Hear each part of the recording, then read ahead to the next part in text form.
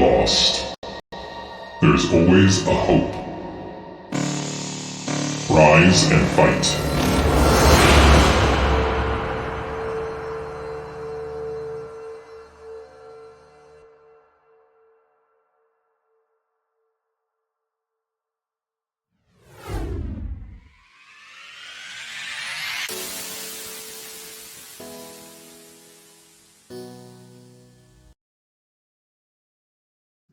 Hello guys, nice to have you all here.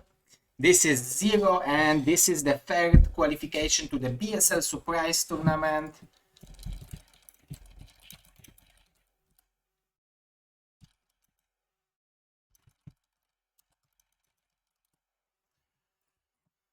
We are starting in 2 minutes. I'm giving last 2 minutes of the to the players to sign up and check in to the tournament.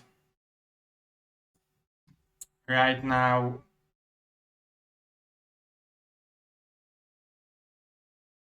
we are having a lot of players, a lot of nice names signed up. Let me just check if someone signed up. Someone else signed up, but we have really good amount of players who are signed up. Only Nagrim and Tienmax didn't check in. But from the players who played in Pro League, we have Dragon, we have Jumper, we have Nemu, we have Dewold, we have Octoberzerk, we have Hayek, who was very high in the BSL Gosu League. We have Squall, who already qualified for BSL 16 through the points as a BSL 15 Gosu League champion. So we have plenty of good players.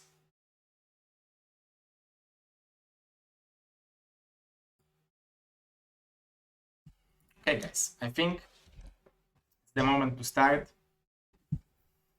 So let's shuffle the seats.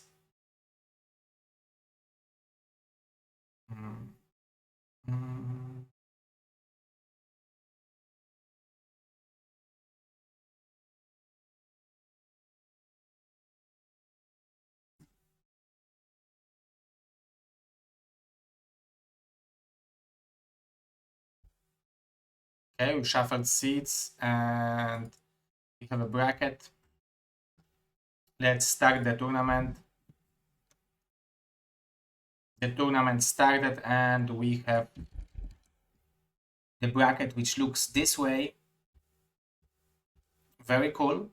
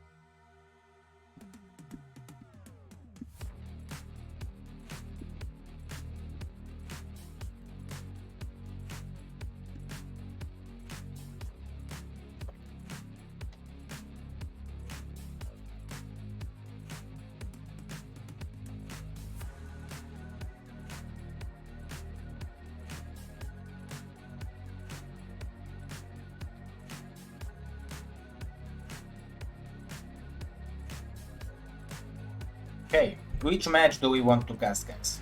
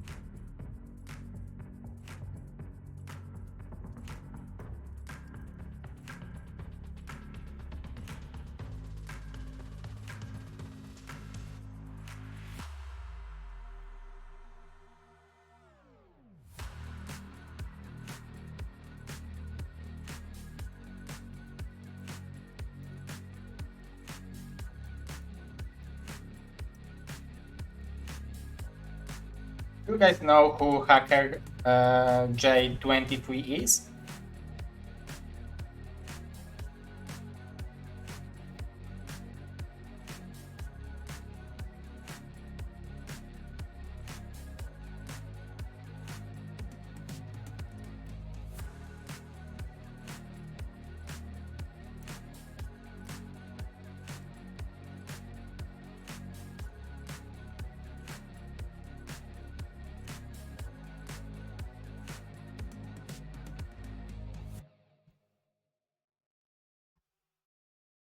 Thank you, Mr. React.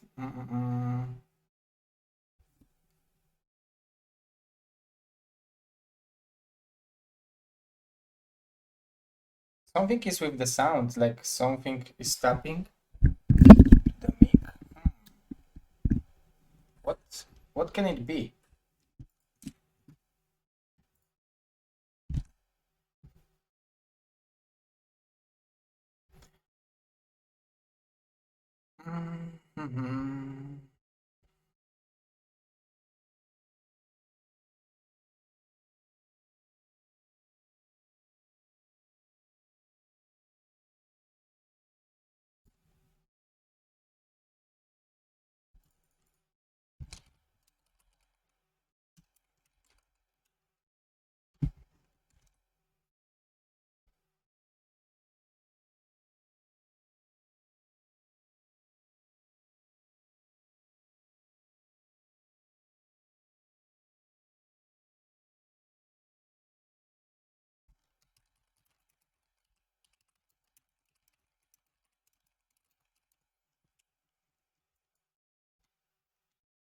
Okay, let's cast Hayek versus Shaolin.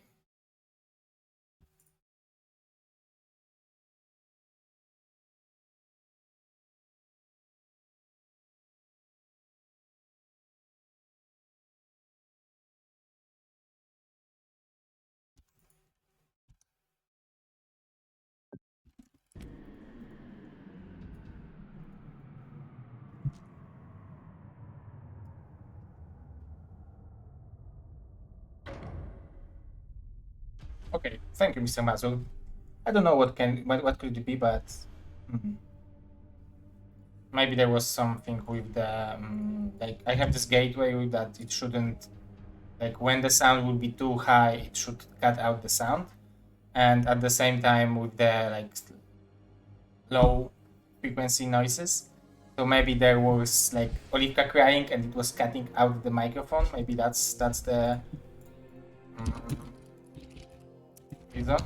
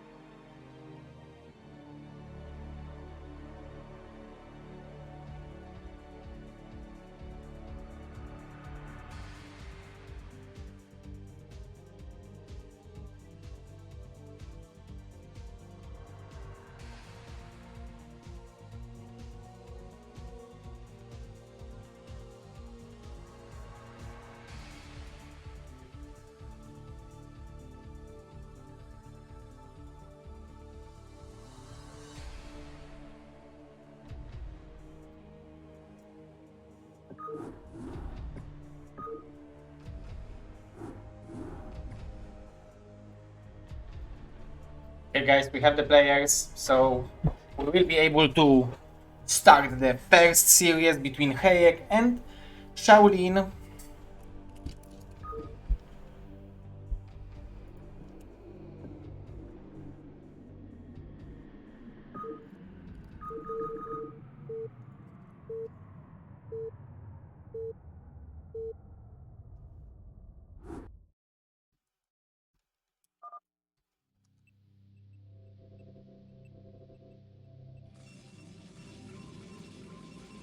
So Shaolin played with the random. He got a Protoss. He's in the bottom left of the third world map. And his opponent, Hayek, on the top right location as a blue. It could be blue, but it will be yellow. So.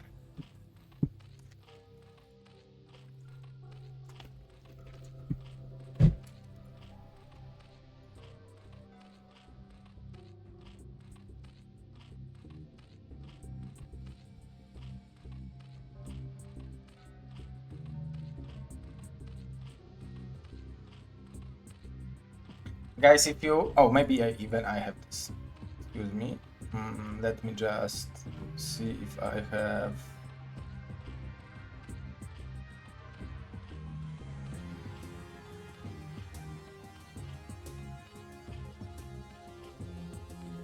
Okay, and now it means that we will have a ranked.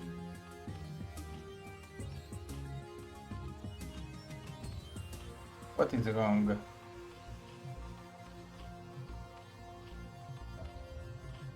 Okay, so we are on the front page of Trovo for some time.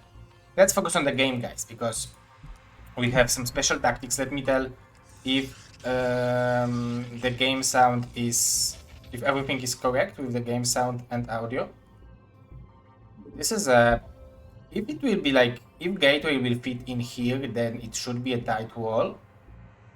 But otherwise, I would say that this forge should be a little bit lower if he wants to.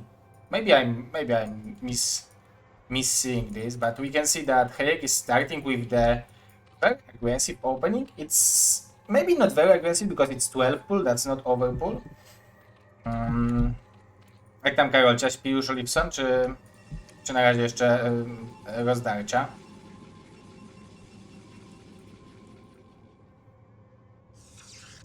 Okay, so we have gateway.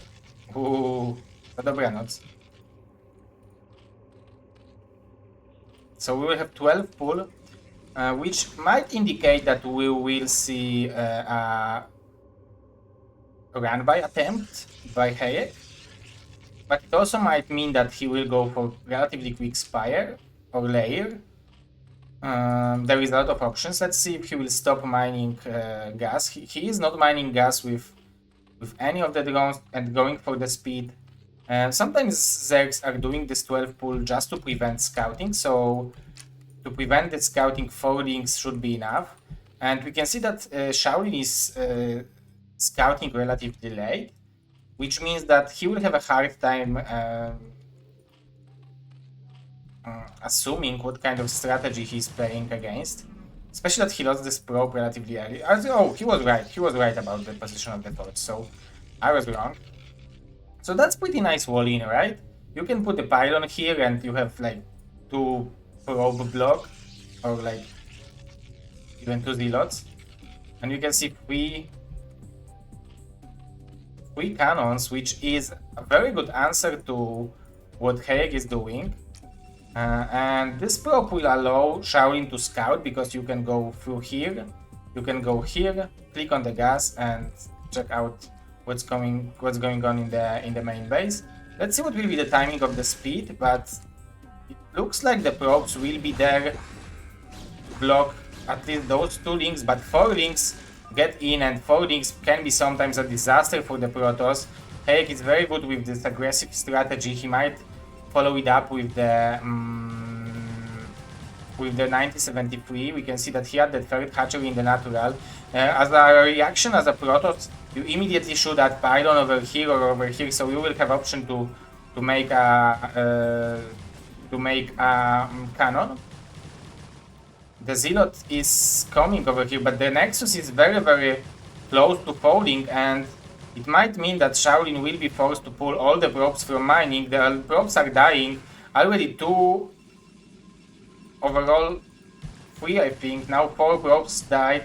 That's pretty huge damage and a lot of lost mining time. But eventually Shaolin was able to clear it up. He has 3 cannons, so any Hydra aggression, he will be kind of ready for any Hydra aggression. He also have a lot of space for the additional cannons, so this is a good position to block the Hydra aggression. As you can see, he also has a probe which will be able to scout this Hydra list then. But as you can see, Hayek immediately cancels that. And starting a layer in the natural, so I really like this decision. Actually, I think it would be even better for Shaolin if there would be a 1973, because he already invested a lot of money into the cannons. The number of he has very, very low probe number, and you can see that he's cutting probes in order to have faster Corsair. But the part for Hayek is that he's playing only on 2 bases. He's just now thinking about taking a 3rd base over here probably, or somewhere. Shaolin going for the 3rd Nexus just to abuse the fact that this part of the map is just like an island.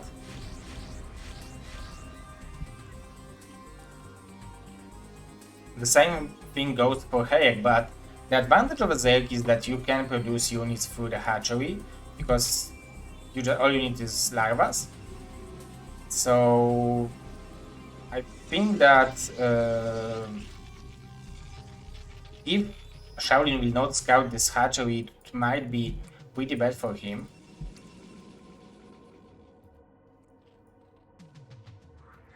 I wonder why Hayek decided to go for this hatchery instead of this one. Shaolin did scout this hatchery, so he knows what he's facing. This Zealot here is hiding, and we'll have a Spire from Hayek. He's already mining gas in the natural, so I'm expecting that this will be pretty heavy Spire commitment. I don't know what's this.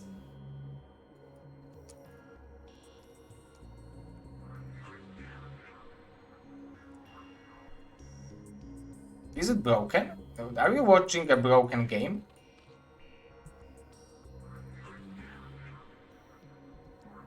Don't tell me that he's trying to kill the hatchery with the probes. Ooh. This is a truly special tactic. But Hayek has 1,500 minerals, so maybe something is wrong.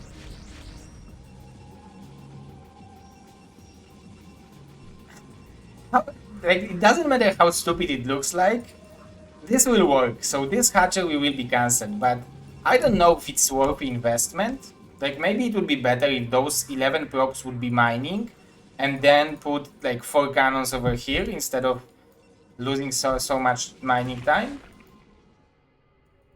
Hard to say. But those mutas are there. And Hayek probably don't care about losing this hatchery, he just revealed an additional one. You can see that because of not mining of all those probes, Hayek is not having... Hayek is having a supply advantage. And with 9 mutas against 3 Corsairs, he should be relatively happy. Let's see if he will scout this expansion over here of Shaolin, but he's going there to the main base. There is only 1 cannon there, and Hayek is very good with the Muta Micro.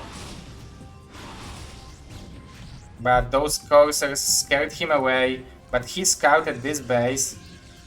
At the same time, we have a lot of Hydras from Hayek, and if Shaolin will defend this base, he should be relatively happy. There will be a river, so any Hydra aggression will not work here as well. So, actually, Hayek is playing into what Shaolin is doing. Shaolin should be relatively happy with what's going on over here.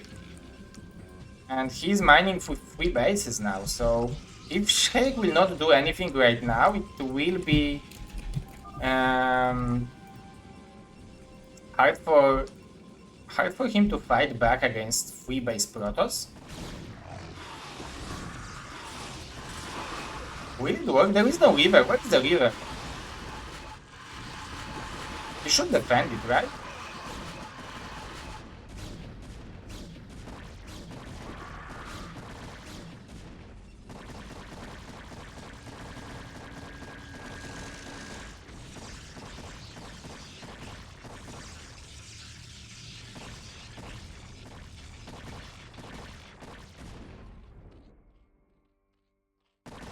The Overlord which were attached to the Mutas almost died to the cannons. Hayek is already mining from, like producing Hydras from the bottom right expansion, but there will be so many additional cannons, and the river is already having 5 Scarabs, so it's pretty hard job for those Hydras to break it through.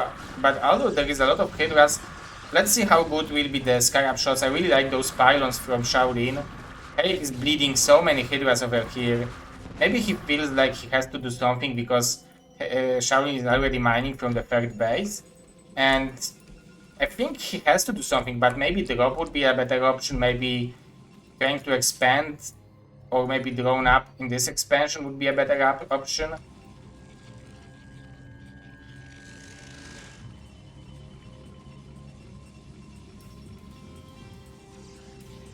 The rivers are definitely very good to defend any Hydra aggression. We will have round number 2.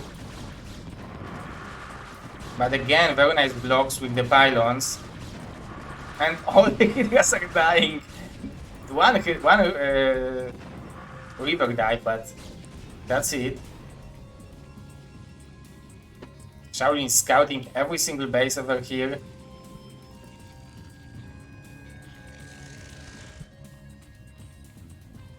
Egg is not giving up. He is producing Hydras. There are no upgrades. He's just building Evolution Chamber. It's impossible to send units over here if you don't have a drop.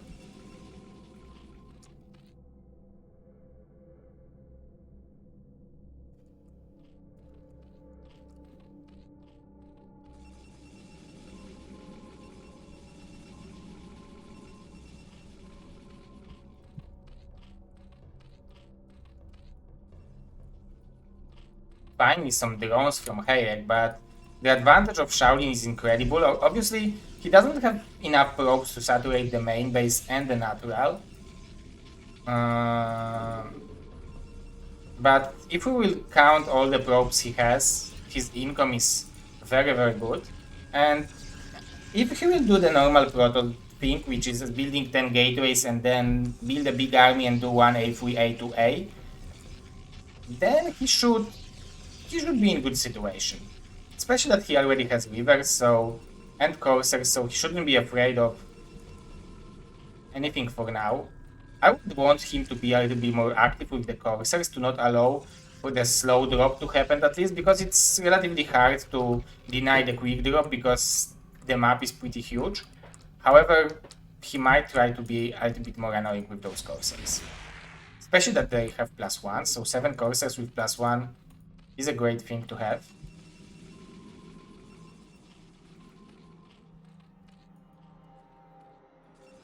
So after a huge advantage of Hayek, now we have, I would say, advantage of Shaolin, but it's mostly in the probes right now. So he has like 60 probes definitely. Thank you, Mr. Masoka, for 50 elixirs. 100 to 107 supplies. I'm waiting for Shaolin to start building units, so when he will start building units, his supplies should explode. Ooh, this is annoying goon.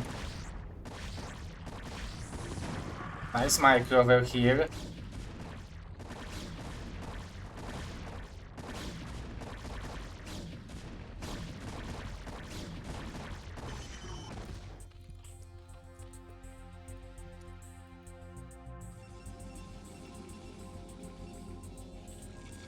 Shaolin is beating additional gateways. He should beat like even 10 more. Why not? He has 3 bases income. He has plenty of gas. Maybe I would want him to send few props from the natural to the main base, because as we can see, his main base having 11 props and his natural having around 20 props. So I would work on that, but besides that, he has pretty good situation. 4 rivers, and let's see if Hayek will die on that. Maybe he will want to drop on top of that. That would be actually not bad idea if there will be no cursors around.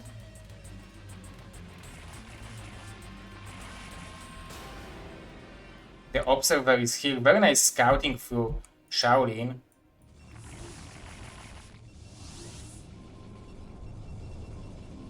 He's not expecting anything here right now, it looks like, but there is a potential aggression coming. However, 5 rivers is a lot of rivers.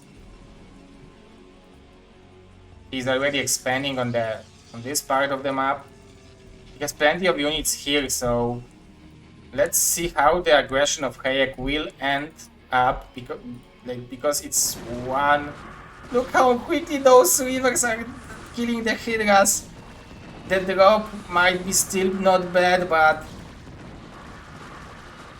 yeah, he's killing the rivers. But there is still a lot of zealots coming from Shaolin right now. Let's see how many Hydras there are. Those are 1-1 rivers. Those are 1-1 zealots and 1-0 Hydras. There is a lot of Hydras though, so that's pretty good amount of zealots. So maybe it will be possible actually for Shaolin to defend it. He still has the second and third base over here. So even losing this base would be not tragical for him. However, the number of Hydras is just too big. There are no High Templars, there is no AoE. The only robo he had is here, so he doesn't have any units which are dealing the area damage. However, he is taking this part of the map, and there is definitely more minerals on the left side of the map, so that's not the end of the world. But I'm afraid that Shaolin has too much gas. He doesn't have Templar archives, and that's the biggest issue. He just lost the Citadel of Adun, so he can't build the Templar archives easily. +2 should kick in for Hayek relatively soon. We have a 4-0 drop over here. You will want to kill the Hydra then. It will probably work out, but for how long it will stop Hayek? Maybe actually Hayek has enough Hydras to... Ooh, there is a lot of overlords here, but there is a lot of Hydras to protect them, so all the Corsairs might die if Shaolin will not pay attention. At the last second he's pulling them back, but very, very damaged. This base is already partly mined out. Thank you, Mr. React, for the host.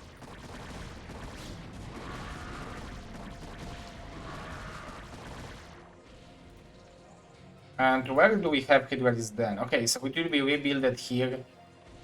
It will be 7 hatch Hydra. So what Hayek should do is probably should think about loading up the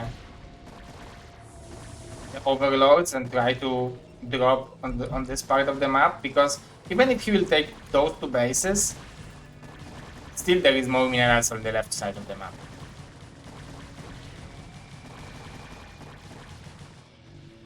Okay, so they decided to go for the Mutas. There is still 5 Corsairs with +1. I wonder... No, there is no Carapace upgrade for the Mutas.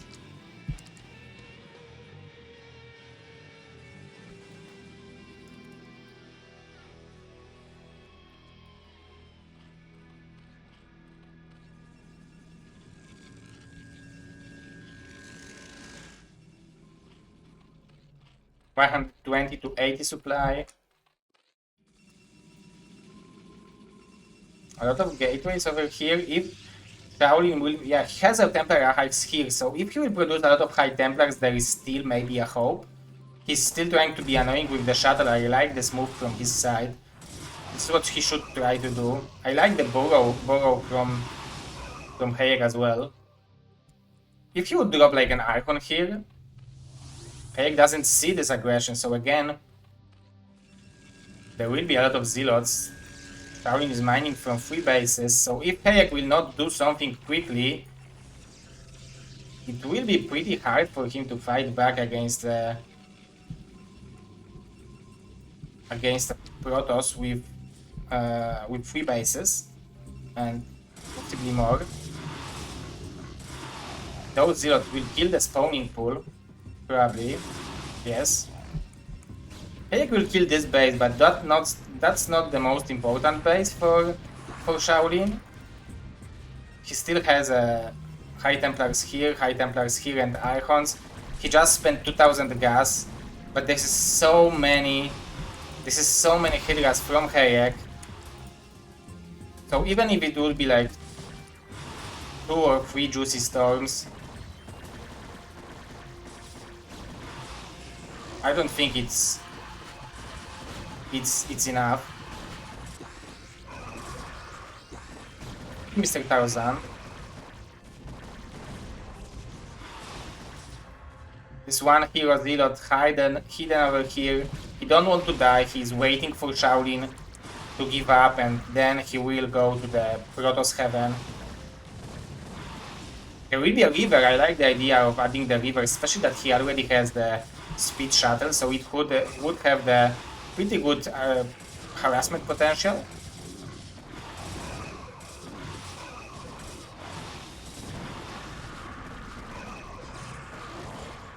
There is one more base here, but it's only mineral only.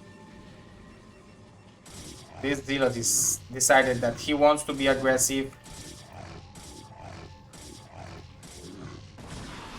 We will have some kind of harassment here, but Hydras are on position. Shaolin don't want to give up. He knows that this is a single elimination tournament. Loser of this tournament will be eliminated. Loser of this game will be eliminated because this particular round is best of 1.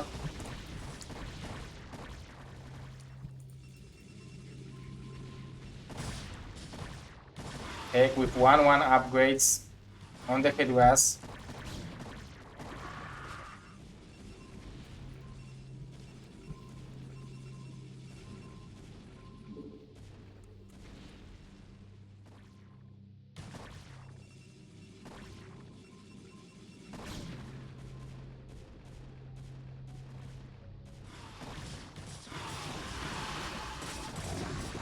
This is a lot of Zealots. Very nice storm. But for now, it looks like Cake has a significant advantage, especially that he can hold the Hydras here and block the income from Shaolin, I feel like. Although Cake is pretty poor. The storms are nice.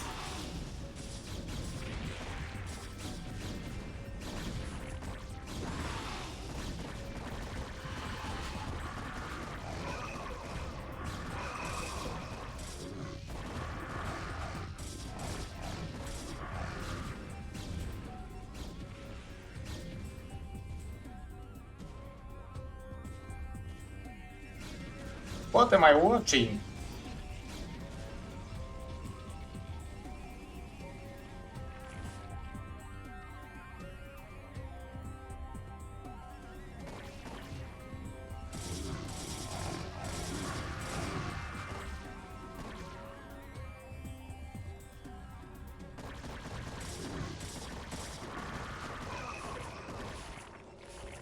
What Hayek should do is he should snipe the Archon first.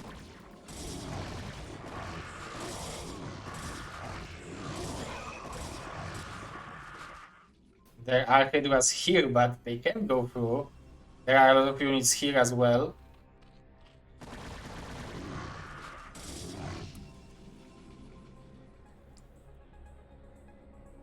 Like, oh, Hayek is still mining from this one mineral field. He can still mine from those minerals fields as well.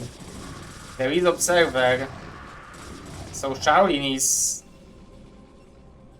Like, this map has a huge potential, but it looks like the players have a problem with understanding it. However, I understand why people might think that it's ugly.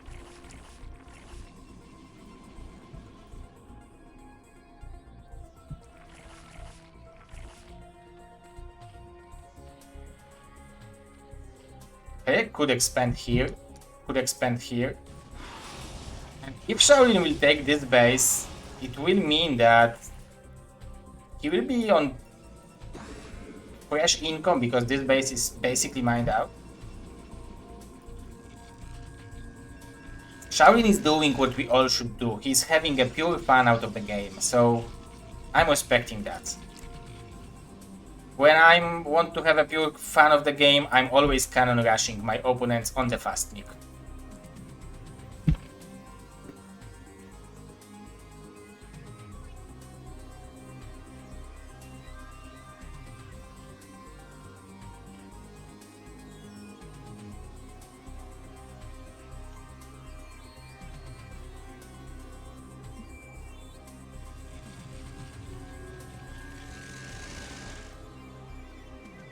One mineral left for Shaolin.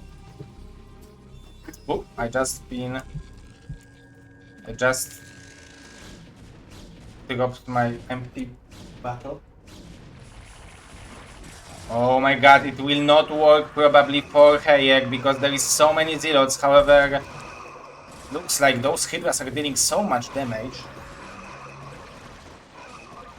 GG, well played. Shaolin is tapping out, but after a nice, interesting game, we are having a Hayek going to the next round. GG from both players. Guys, I even shaved for you today. Zero skin. No longer beard. Let's see how the game looks like. Mr. Squall won with Jedi Wam. Mr. DeWalt playing against Mr. Isle of Sto. That's nice. I would like to watch that. Mr. Fonger won with Mr. Jumper. Nice. Hayek won with Shaolin here. That's nice. So we will have Hayek versus Fonger. Dragon is still playing against Nomad.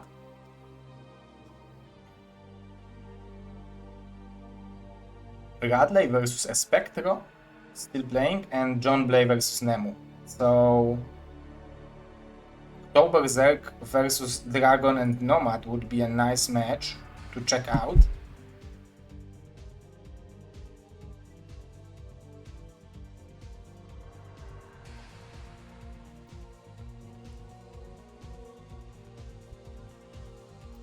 Oh, now we have Nomad already won with Wave, Aeroxito with I Am Semi, and Expectro won with the React. That's nice. Oh, Mr. Manu, thank you for the support. You are the first blood today. No, actually, Mr. Masuka was the first blood today, but it's first blood during the competition against this rival.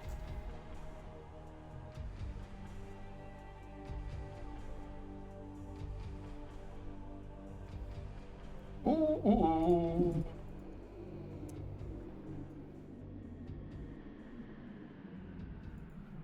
Ewold versus Isle of Sito is done.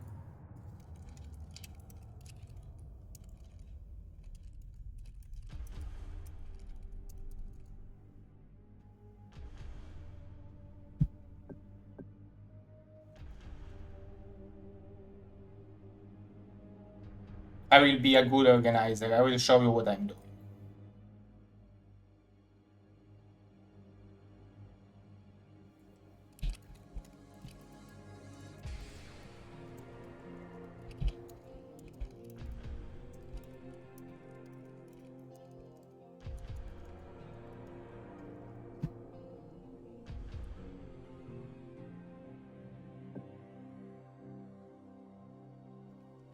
Okay, so Dewold versus Squall will be next match.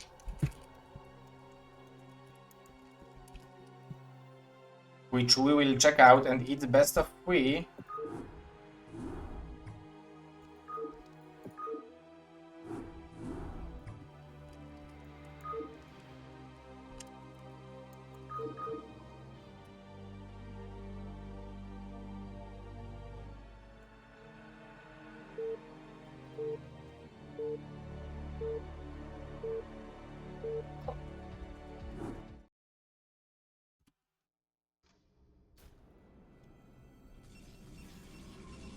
Guys, I don't know if you've been watching Mr. Deadfate's Pro League or StarLeague, but there is a tournament where Deadfate is inviting like the LATAM players from BSL and non-LATAM players from BSL and some other LATAM players and the champions from previous season. And there is a bracket where I think top 4 was Ziki versus Hawk and Bonnie versus Dewold, and Dewold won 3-1 with Bonnie.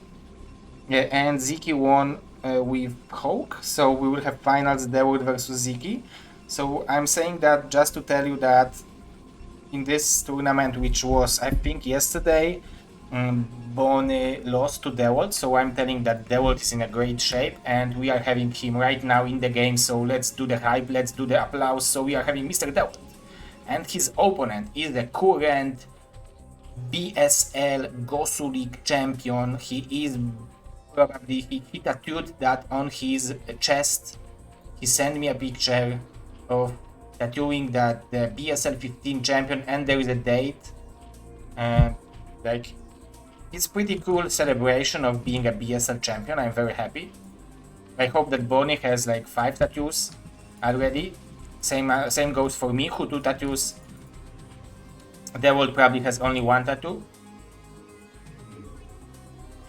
And I'm not talking about this Russian singing band tattoo. I'm talking about drawing on your body with an eagle.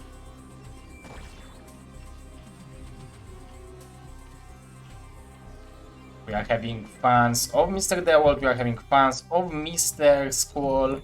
Let's see what will be the timing of the spawning pool. We already can see that the path to Squall base will be close. The spawning pool is relatively late, so this Zealot will be able to do a lot of damage. So I think Squall, realizing what's happening, seeing the timing of the probe, he knows that he will face the gateway first opening, which means that he sent the drone just to delay it, and he's doing a good job with that. But Dewold is also going forward. Mr. DDD wave.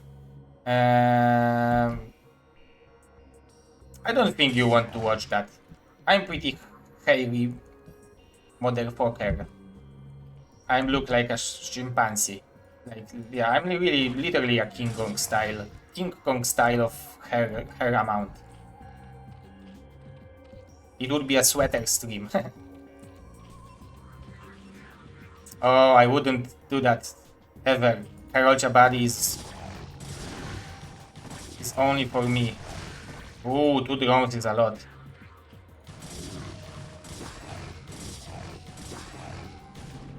Very nice harassment from Dewold, and an additional Zealot is incoming.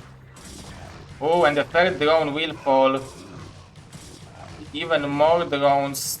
Nope, that's it for now. However, Dewold needs to be careful because... Oh, he started with the Forge. I thought that he might be greedy, but he just started with the Forge. Ooh, additional drone. How many drones are left for Squall? It's 8 drones. 8 drones compared to like... it's 6 plus 9, 15 plus 4, 19 probes. The aggression from Squall is real. Nice catch on the Zealot.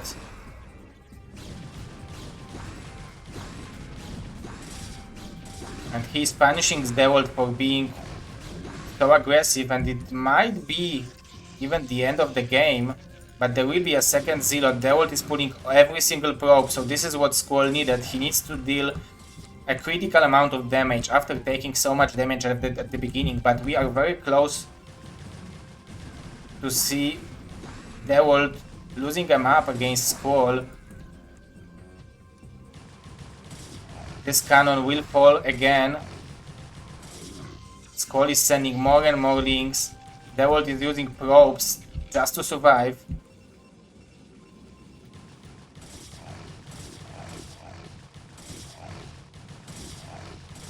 Quali is sending more links. The Zealots are fighting against so many links. Dewold is using probes so nicely just to deal more and more damage, but it looks like it will be not enough, and Dewold is tapping out. Squall is winning the first game against Dewold. 1-0 for Squall. GG.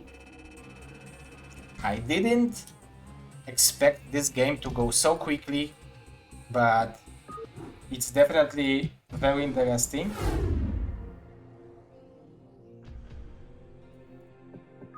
Map pick now. I need to set up my... I don't know, I will not expect, but I need to set up something.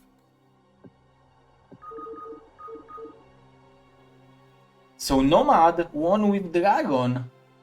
That's incredibly powerful. Really good job for Nomad. So Nomad is now playing against Oktoberzerk.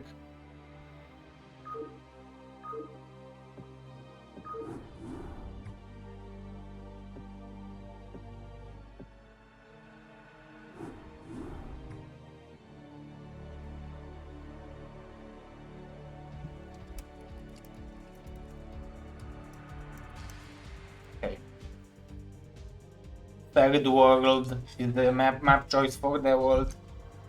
We are already in the game, guys. Let's get into that. The world versus Squall, game number 2.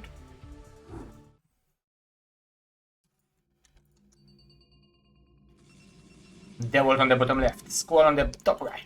The quickest introduction, almost 0 seconds.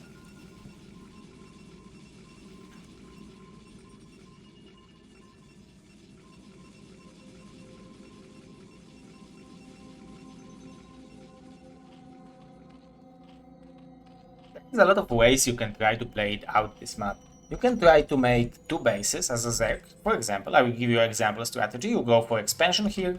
You go for 2 hatch very fast mutas that you are trying to meet the timing of the Corsairs. And then you are going for the third base over here, which is unharassable. Besides some weird things that Protoss would have to invest a lot of money into. And you can go for mass mutas, for example. You can also try to do many different things like lurker drop over here. There is a lot of things that you can do. And we can see that Dewold decides to go for the Forge expand this time. So he don't want to risk it again with the gateway expand. Especially that Squall. Actually, he made a very nice adjustment to the first hatchery first, because he went for 12 hatch, then 11 pull, and then immediately 10 gas. So his speed was very quick, and that's why he was able to punish Dewold. So, and also he was able to catch his Zealot. So that's very nice. Oh, and we can see gateway first. So that's relatively late gateway. But maybe it's intentional. Because usually how I count it, when the gateway is finishing, you need to start building your pool. And then the pool timing is good-ish. So you can see that gateway didn't finish and the pool is starting. So the Zergling timing should be good enough. Let's see if it will work on this map as well.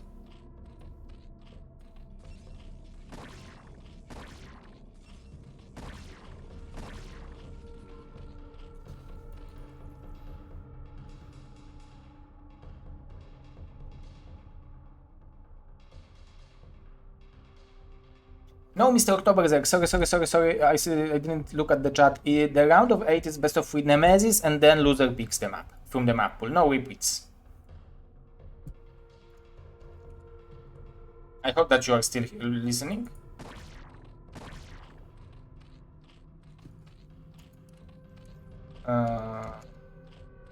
Mr. Oktoberzer is... What kind of nickname is he using right now?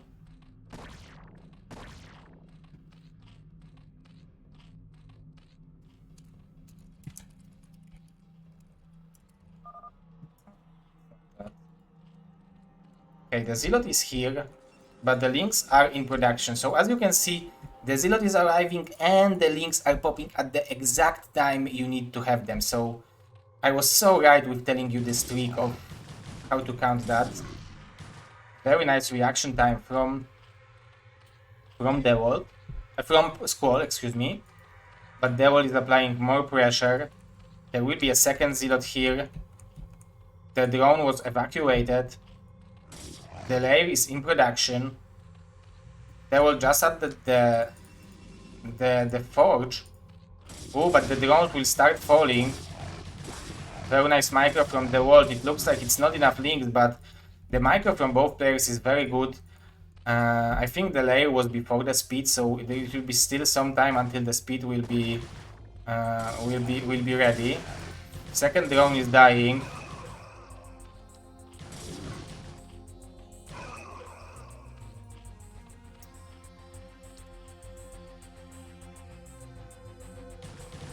The third Zealot might die as well, but there will be a cannon for the wall this time. Squall needs to be careful with his overload because he might lose it if he will not pay attention. Actually, he will not lose it because it's in a right position. The world is applying even more pressure.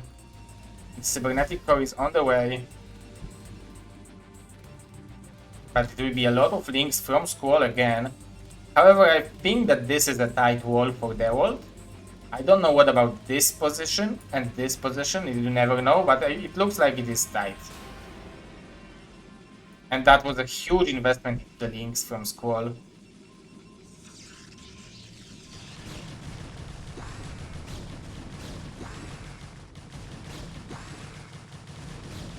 He's going for the gateway, they're all pulling all the probes. Killing 2 probes is always cool. He can always run by to the main base, so that was a pretty nice harassment from Squall, especially that he is going for the mutas. Now he's sending drones. He needs to be careful. He needs to organize his what's the name? Rally points.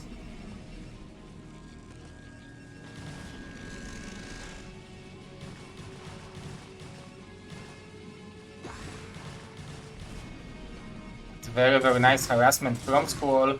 He is having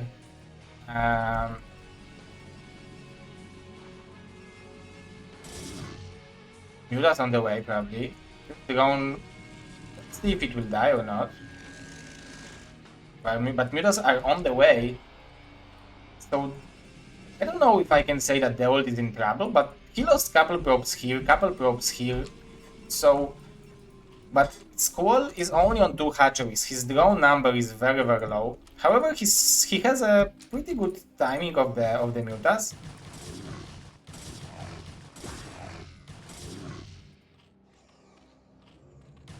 Let's see how much damage this Zealot will be able to do. Nice pull from Squall. He's trying to save those overlords. But the Corsair will be able to escape.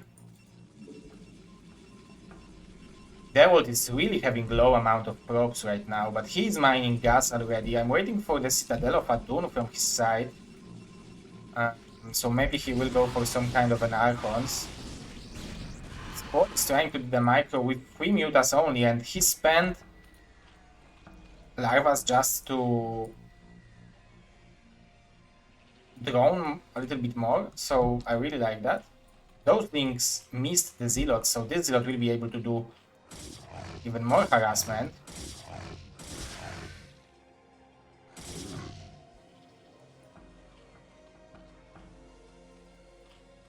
Double Hydra is then Squall is going for some Special tactics.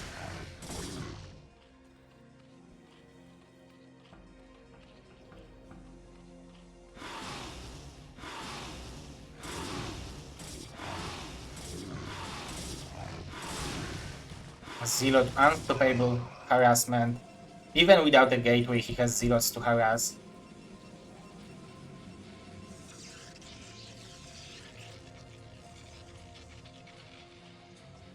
This is double hit raise then. I know what Squall wants to do. However, I don't know if he has economy to do it. He only will have 3 hatcheries. So I would simply give up this idea of going for mass hydras. I think he can try to play it out normally. And he also has to be careful against Corsairs. He needs to respect the potential of Corsairs killing all his overlords, because soon the world will move out. He already has +1, he has 5 of them, now 6, and if there will be a time where those Scourges will not connect, it will be relatively hard to fight against those Corsairs and to prevent overloads from dying. Templar Archives is on the way. The Carapace is done for Squall. Thank you, Mr. Manu, again for the support.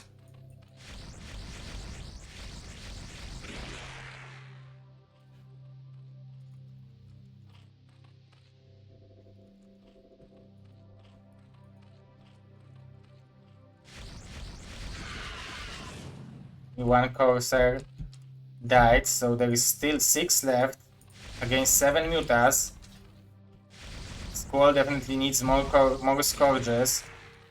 He has a Carapace, so he can definitely fight against those, but he needs to do it. He needs to do well coordinated attack.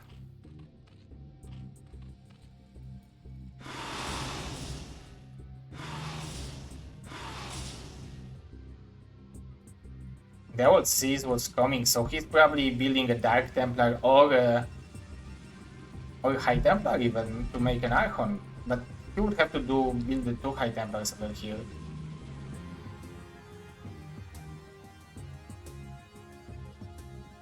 This is a lot of Corsairs, it's 8 already, soon to be 9. Squall will... Like, he's mining only with 2 drones in the main base and 2 drones in the third base. So his gas income is not basically, like, not 3 bases yet, but still he has a lot of gas, and he has 108 potential supply, so it's like, I don't know, 25,000 of Scourges, and this Dark Templar is a brilliant one. How did he get it through? Oh, he has a shuttle probably, yeah, okay.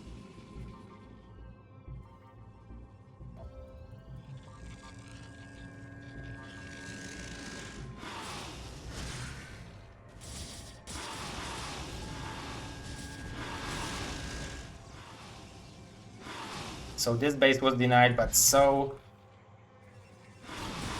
this base. Oh, Squall messed it up. Look how quickly all the Scourges died. G, which is a point G has been touched for all the Protoss players after seeing all those Scourges dying. GG, very nice game. Ooh, what's happened? What is happening?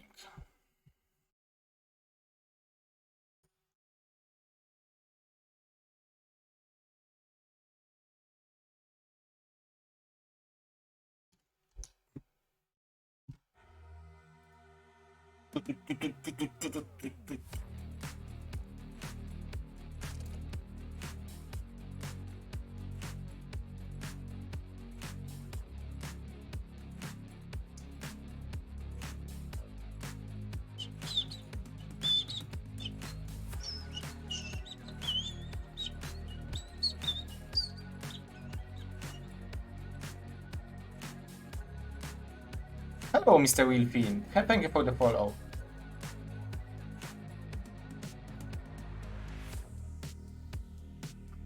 Octoberzerk won with Nomad. So now Expectro won with Radley, and John Blade won with Nemu.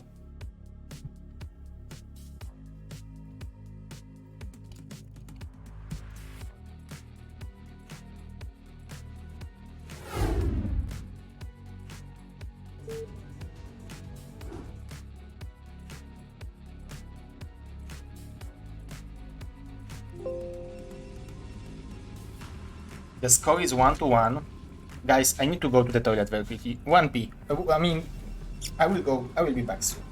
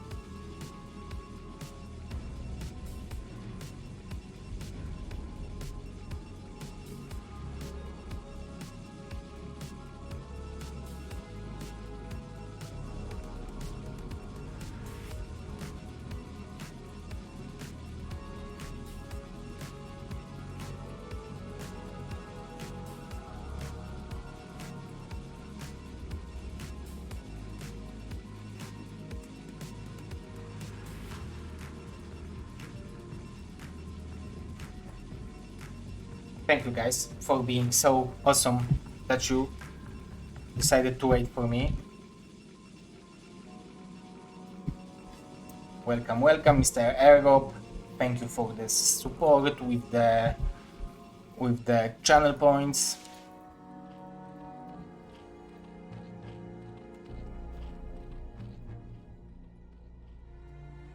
We will have 12 hatch again from Squall. But this time, I don't think it's possible to make a cannon rush here. Maybe like here and cannon here, but drone would be able to attack it. Let's think how you could do it.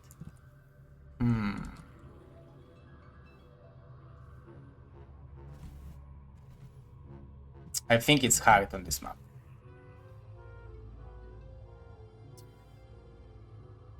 I mean, you can always try to put pylon here and here, but then it's too easy to sneak the drone to the other side. But they all decided to go for the expansion.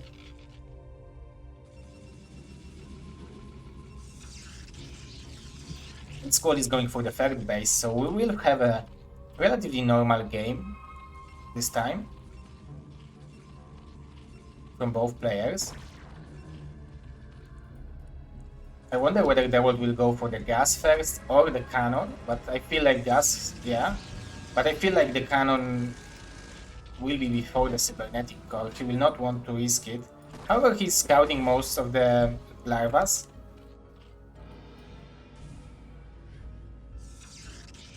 Yeah, but he decides to go for the cannon first.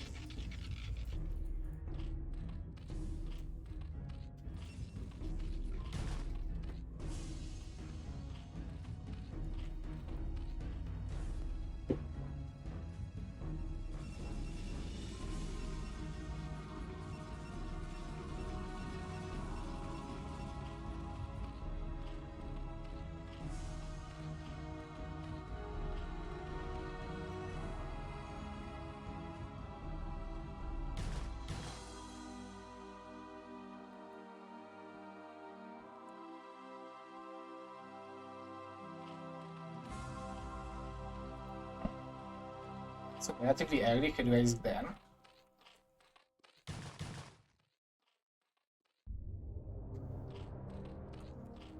The Zero is incoming, but there will be more links from Squall actually.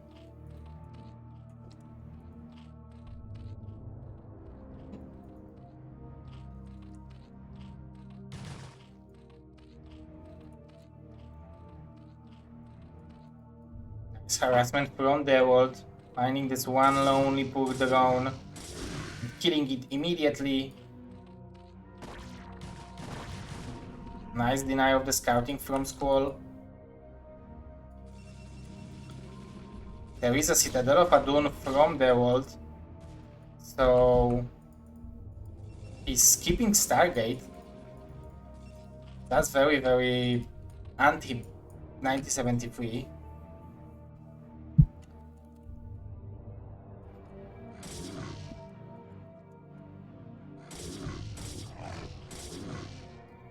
Another Zealot just saved this one.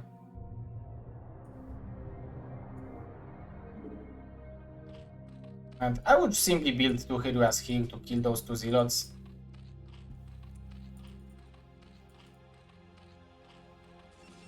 Nie ma też kamery.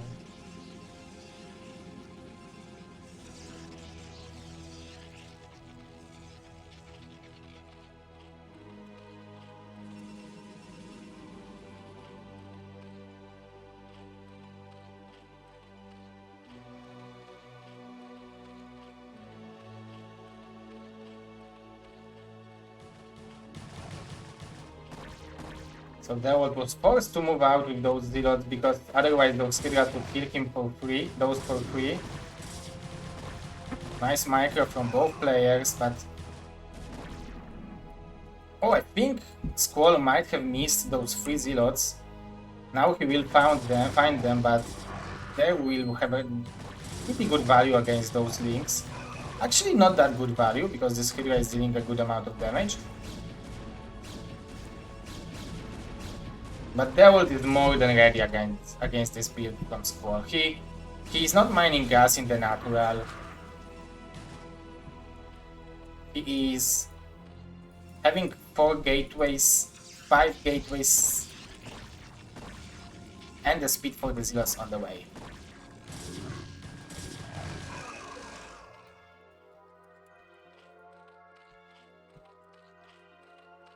Squall is not paying too much attention. Now he will see, okay, the speed for the Zealots is done.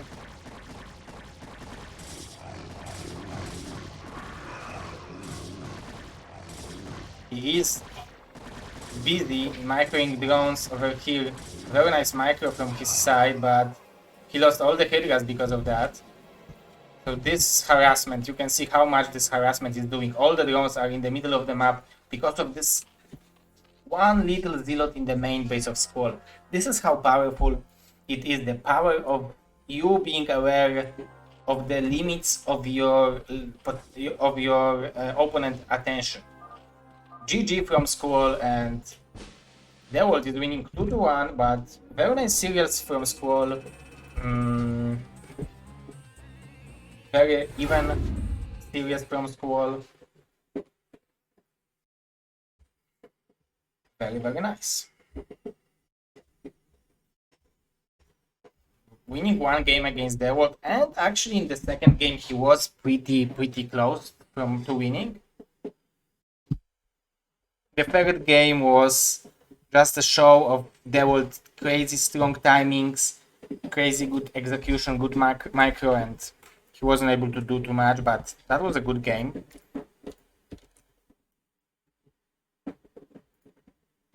So Expectro versus John Blade.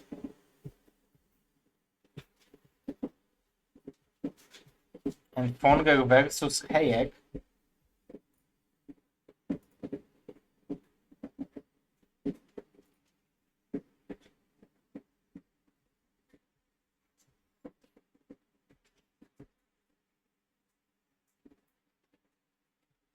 Mr. Seriosity is asking, can we call it BSL 15.5?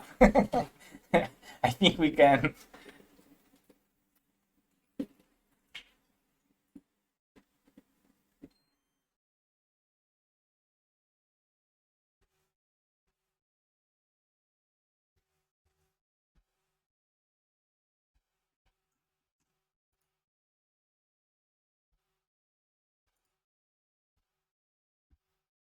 They are gonna lose to Nomad.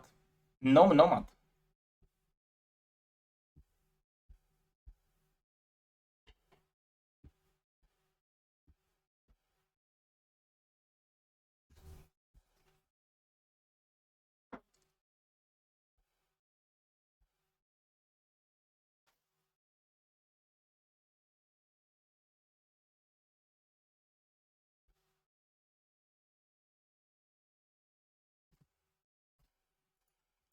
Dewalt versus Squall, 2-1 for Dewalt. So now Dewalt will play against winner of Fonger versus Hayek, and Octoberzerk will play against winner of Expectro versus John Blade, and that's what we are waiting for.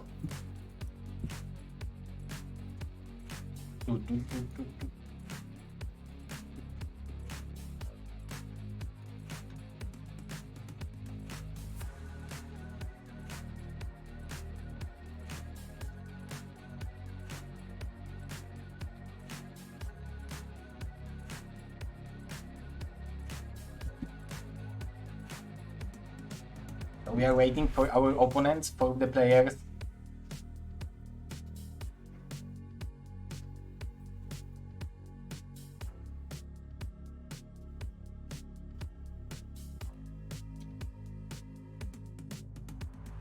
Okay, so I will make a short break, go and doing something, and I will be back when the games will be back. So be right back, guys.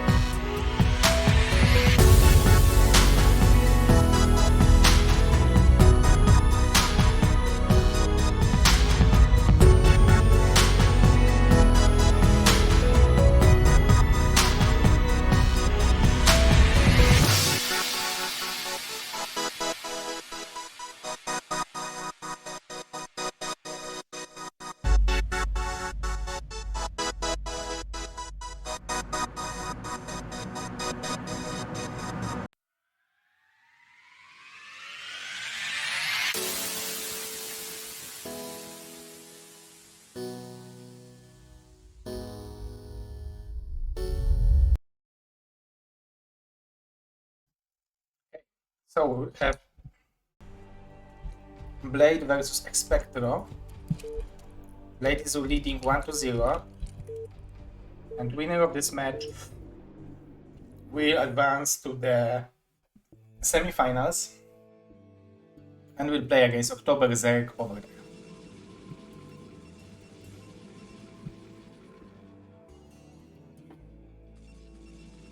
Can we call this nickname Expectro from somewhere? It called, I think about Latin America when I think about it. I don't know why.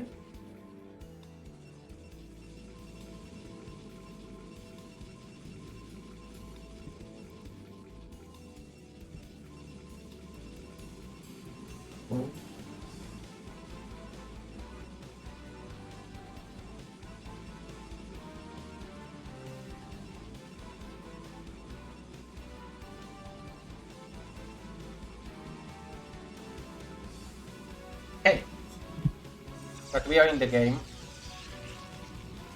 I hope you should see and hear everything correctly, guys. So on the bottom right location we are having Mr. Blade, and on the top right location we are having Mr. Expectro.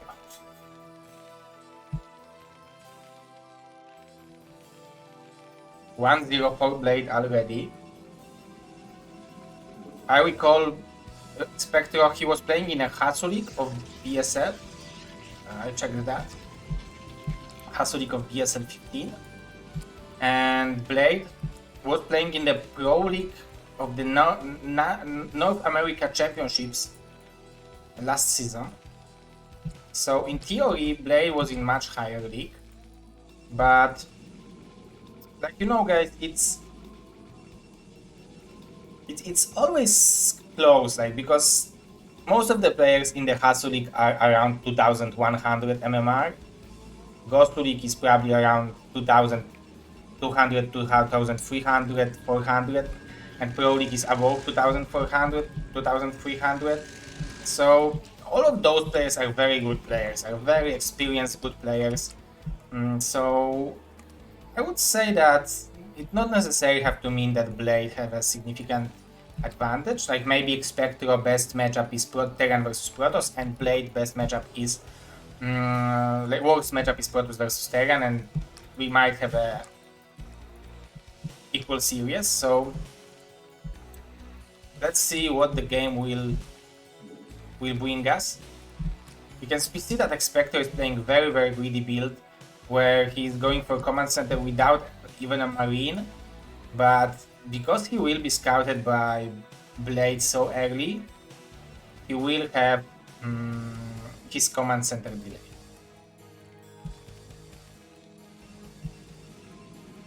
There will be a fast range. I wonder if Blade will went for the Zealot, or if he's producing Goon already.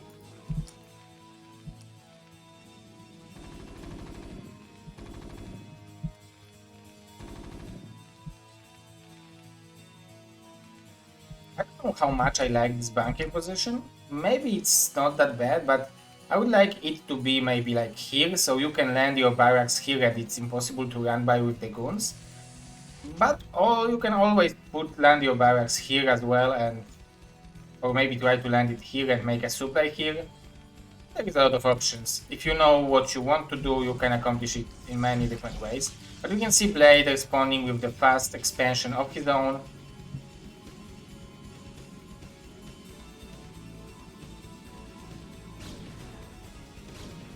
Ooh, he's future, he's 15 years old, wow! Nice, Mr. Eloxito. So I'm huge respect for having like new students like that. Mr. Eloxito, by the way, I watched your game against Koget, TVT on Eclipse, very good game. So Mr. Eloxito, I'm waiting for you at least in the Gosu League in the next season.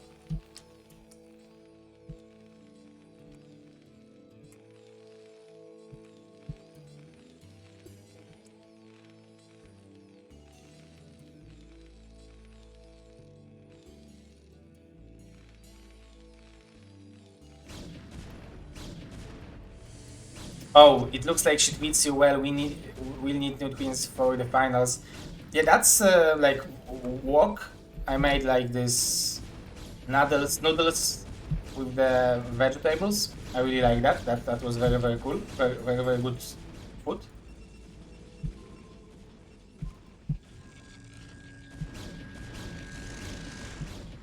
You can see that Expector is very fast, 300 APM already, and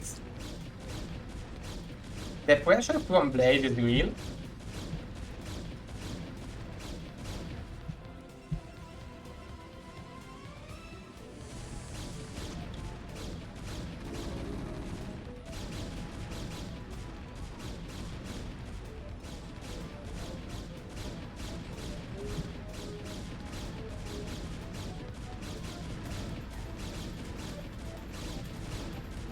With this tank, he should push those goons away. There will be Academy, where Blade is going for the fast river. He's not even going on Observatory. He will probably place Observatory like here or somewhere like here. Oh, Expector needs to be careful, because double shot with the 4 goons is killing the tank.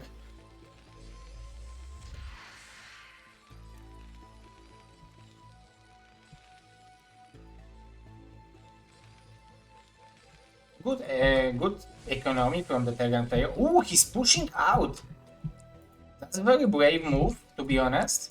But if he's following it up with the Vultures, it might be pretty successful push. Blade is building a river, but he will probably not have it on time, so it's very good for Blade that he managed to scout it. He maybe will be able to add the battery or something like that. But this push is pretty dangerous if not microed correctly. And he can zone out those 3 goons from this part of the map and try to focus on the main base, on the natural only. So how Blade will deal with this aggression, this is a question.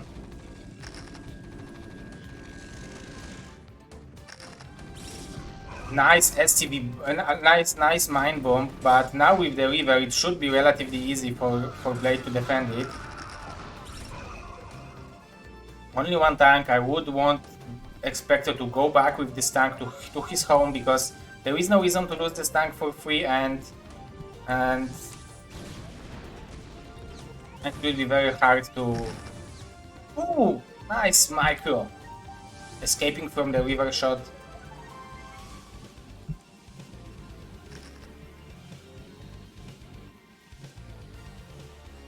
Two more factories. I wonder if he will go for turret wing or...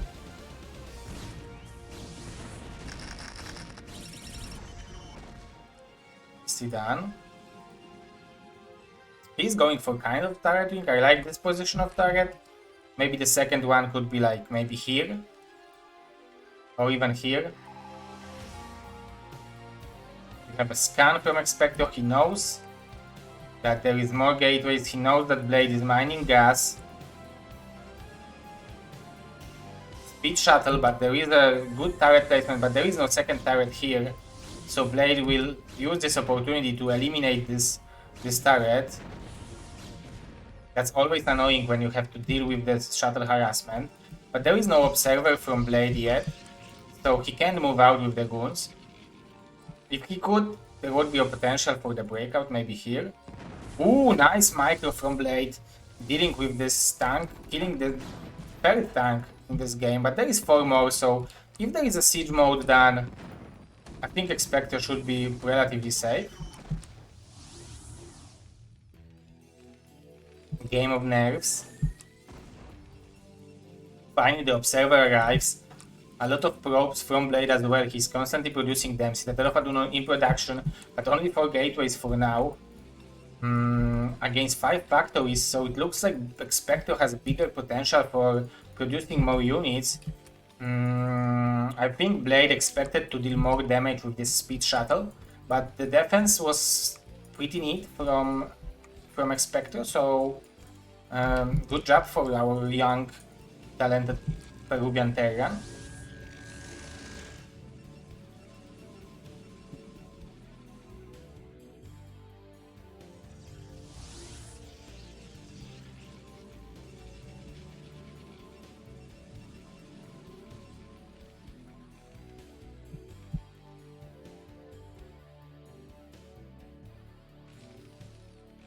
And this is another very strong push from Expectro.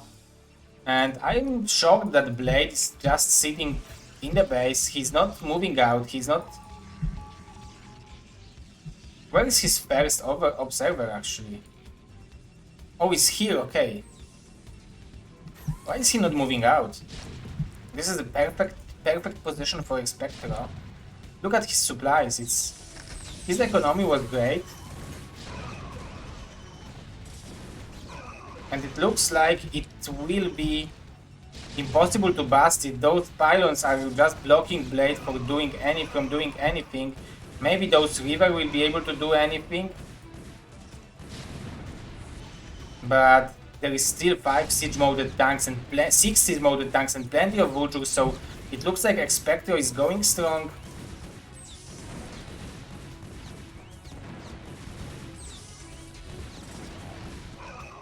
Blade is doing whatever he can, but I think he didn't read the build correctly from Expectro. This was a 5 factory aggression, but he's also going for the 12 o'clock expansion. Very nice macro at the same time. And it looks like we will have a tie score between those two gentlemen. GG from Blade. And Expectro is tying up the series. Very good Terran player, it looks like. Looks like a good Terran.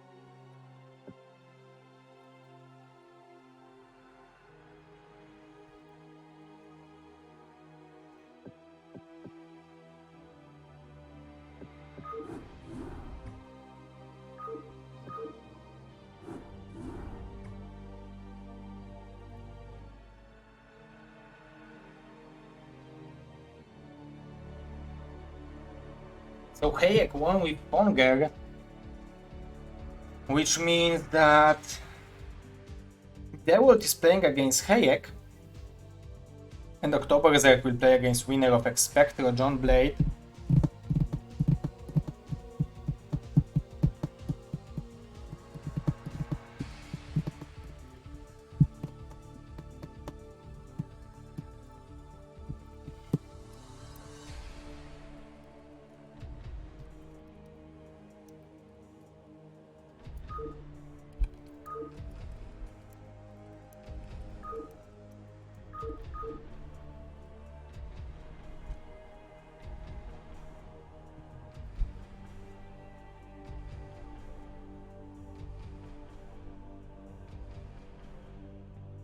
Mr. I love Sito, one thing you need to learn your student that like there is no 10-minute break between each game.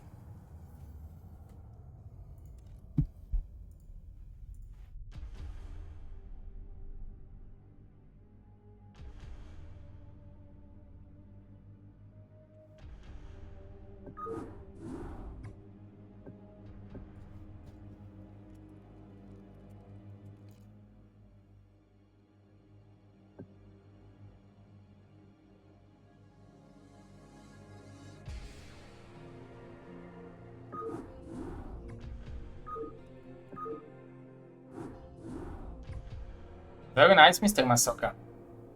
That's nice that we are having a fresh young blood in StarCraft.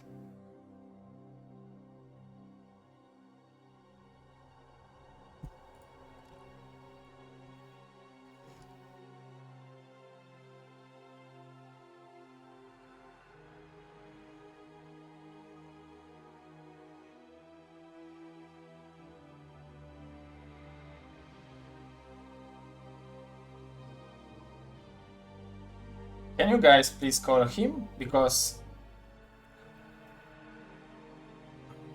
we are waiting in the game for him, and it looks like after each game he's going, I don't know, either to smoke cigarette or make a poop, but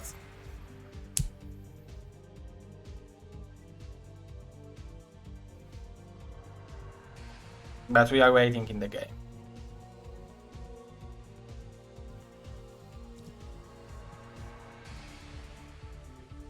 I don't want to teach him that by giving walkover to Blade.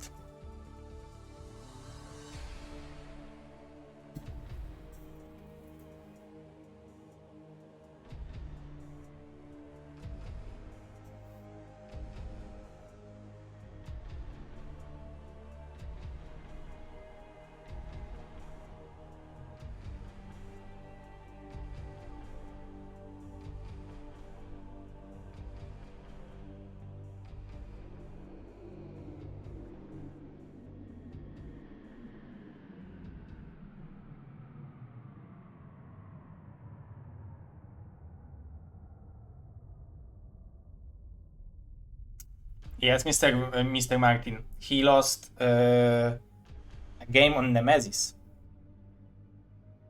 It was actually 2-1, but probably Devil had a problem with reporting that.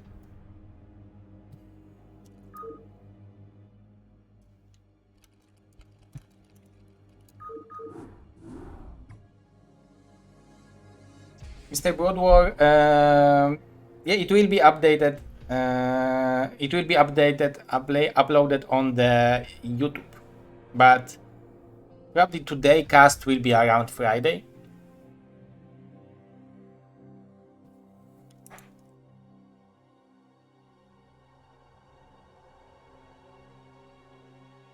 But there is a vote over here. You can watch the. Yeah, the first cast is uploaded. The second cast, the first cast is already uploaded. The first tournament before every single game, beside the finals, and the finals will be tomorrow, 3 p.m. Yeah, also the first one is on Twitch. You are right.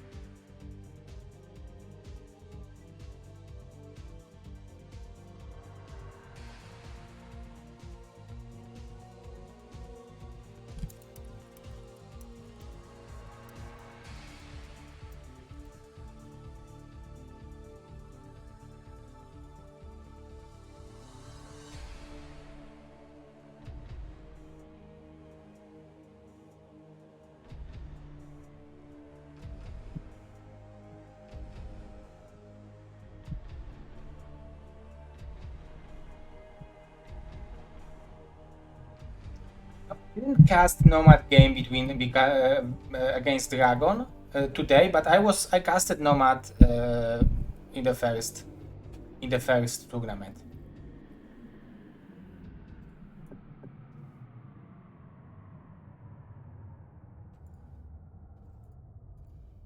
Do we have Mr. Oktoberzerk?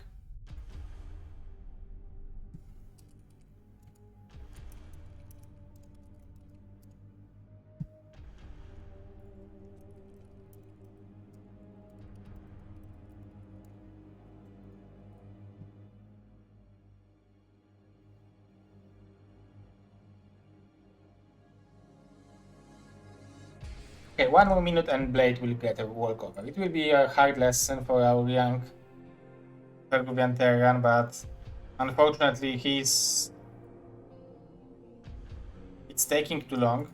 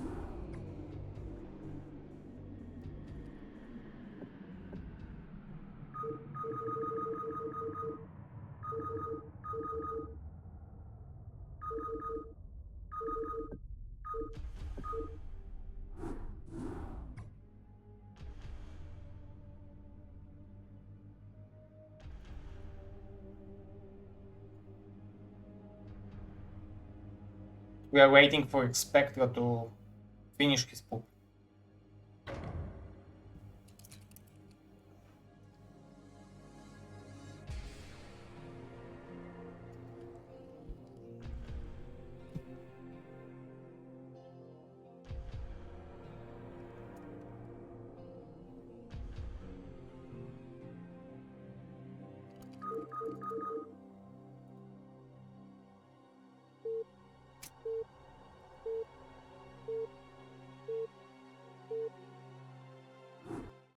I mean, I will ban him if he will do the same. If he will win against Blade,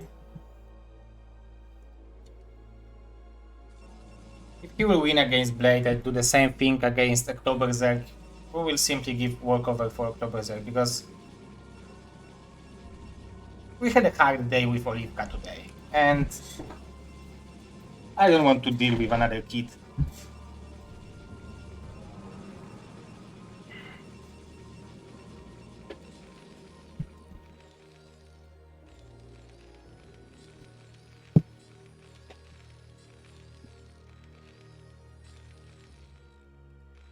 Okay, so Expector on the top right and Blade in the bottom right.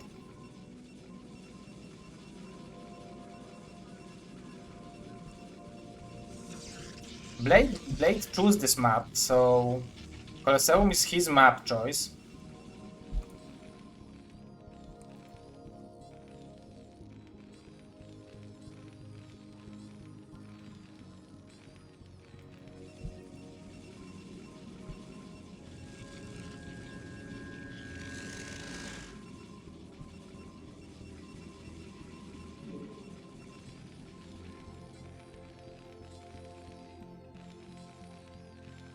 On one hand, you always want to cheer for the young players because those players are the future, but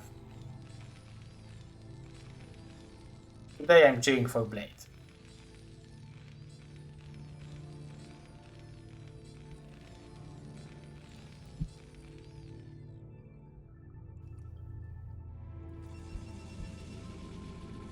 Maybe this is just about the day of Expector, maybe he has like the RIA or something like that, but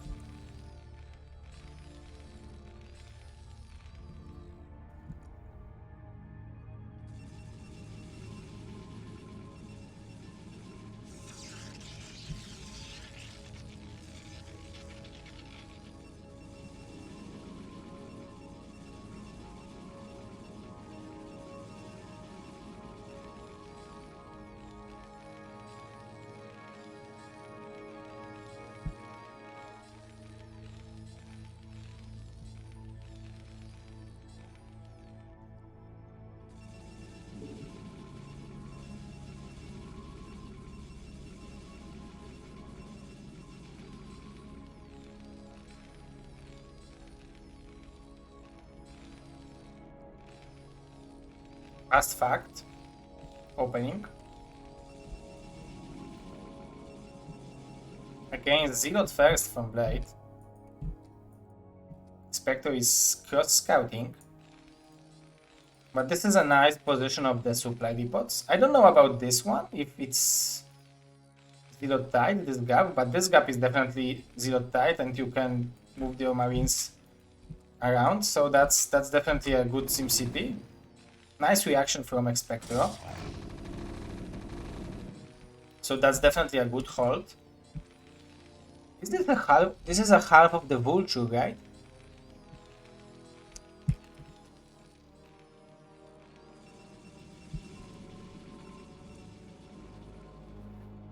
Oh, this is a dead marine.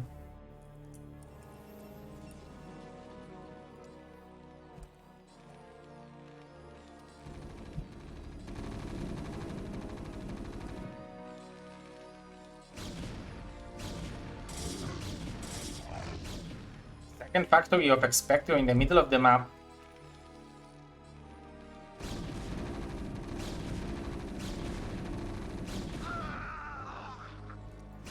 This took a lot of damage, so that was a nice micro from our veteran player.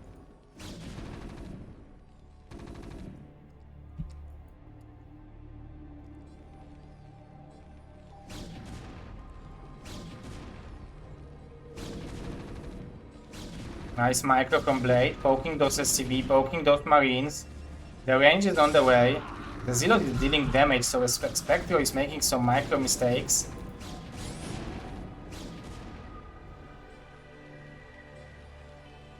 Yeah, but Blade has no idea about this, and I don't think he will be able to kill Spectro, especially after losing this goon.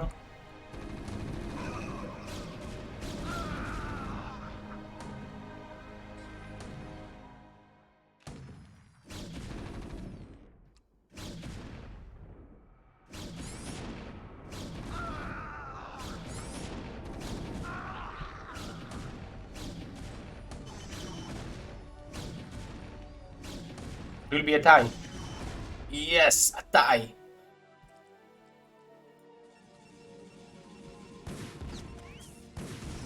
Two probes already there. So Spectro with the... Not build order, to be honest. Karolcia, proszę przyjść zjeść sobie jedzenie, jeżeli Oliwka śpi. This could have been a disaster.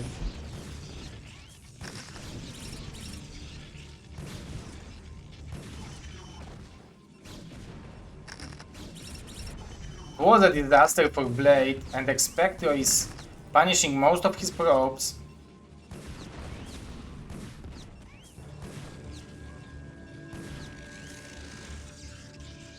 Nice probe block over here. Will Blade be able to hold it? Because he doesn't have too much money left, and his goon is there. I don't know if he has money to build another goon. That was a nice micro from Spectro.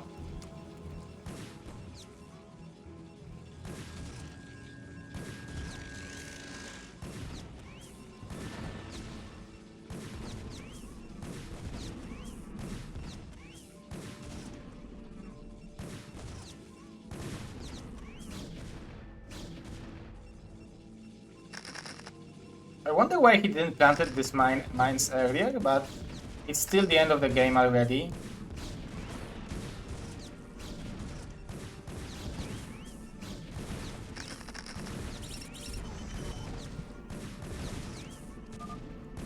Every single unit of Blade is killed. GG. The Spectro is going to another round. Let's see if he will have a chance to play against Oktoberzer.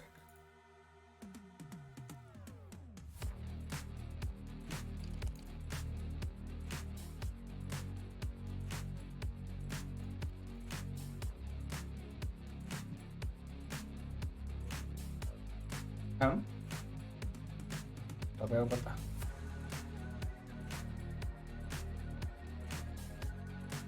Okay, we need to call Mr. Oktoberzer. Just called him.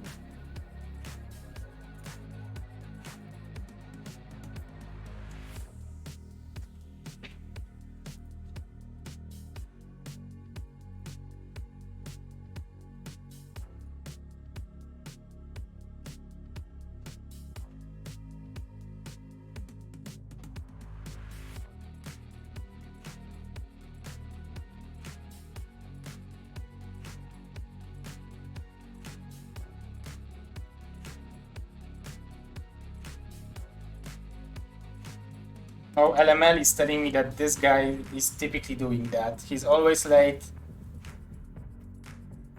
And he seems to be always late when he's showing up.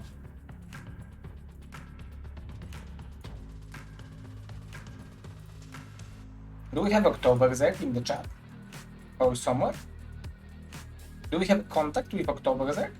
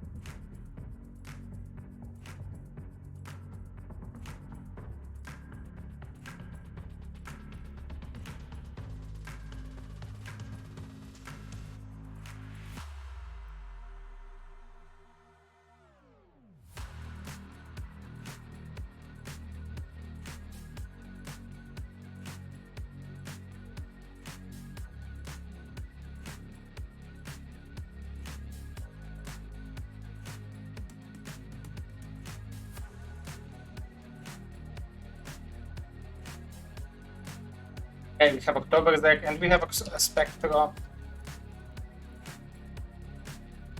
The map will be Colosseum.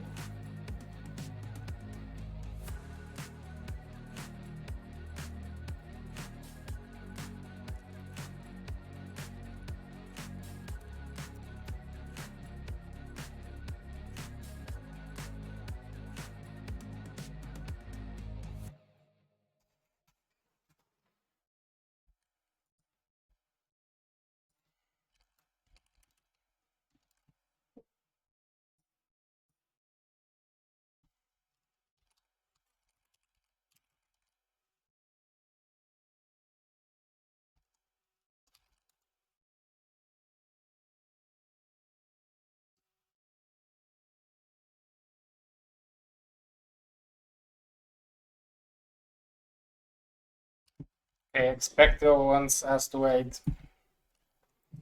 2 minutes for him. Ah, fuck. Geralt, I have another child I have to deal with right now in this tournament. 15 years old.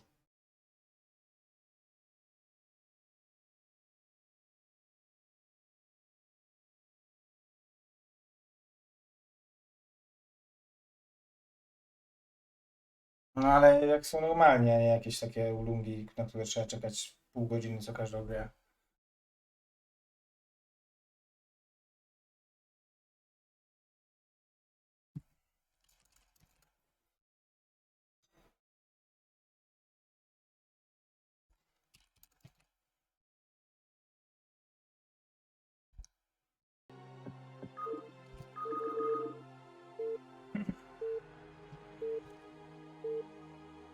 It worked, guys.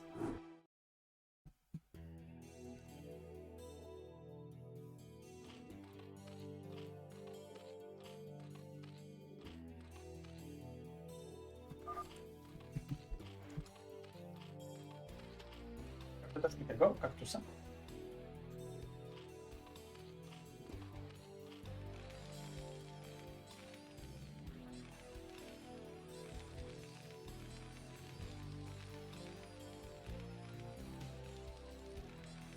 So on the top left location, we are having the semi-final finalist of the third qualification of the BSL Surprise Tournament, Mr. Oktoberberg. And his opponent, I will forgive him all his sins from today and chill him with the fresh white sheet or blank sheet or however you call it. This is Mr. Expector. Okay, let's see what our young talented player will decide to do in this tournament. He is starting with the 8 racks. This is best of 3 series, guys, so I understand why he decides to go for build order like this, especially that on this map it's very easy to make a tight wall in, so you can make 8 racks, apply some pressure and then go for expansion behind it, and if there will be aggression with the 8 racks it's relatively easy to build more marines and make a tight wall in over here. So but the other thing is that he also needs to, I don't know, as a young player, he probably started playing when this map wasn't popular, so I don't know if he has experience on Colosseum. However,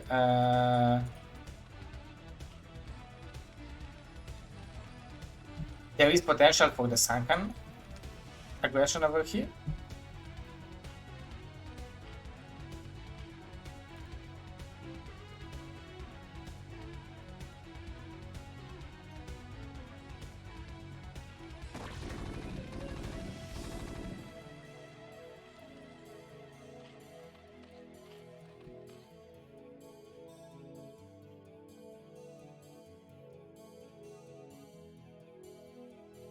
Nine pull from Oktoberberg. I really like this build order choice, especially on this map.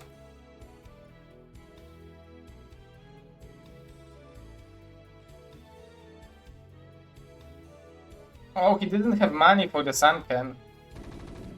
He should bloody block it, but I think those Marines will have enough time to weaken this creep colony enough that Oktoberberg will be forced to cancel it and build it again, if possible. However, pulling that many SCVs, it's already good for October there. Although he shouldn't lose those links for free each, and that was a nice harassment by Expectro. He didn't allow October there to mind very freely.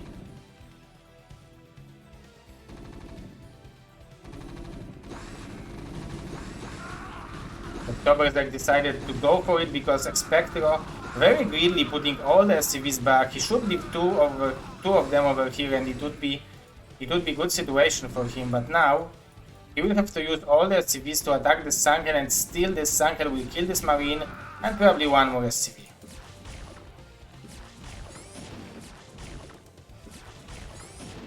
Ooh, two more SCVs. Three more SCVs. Second drone joined the party.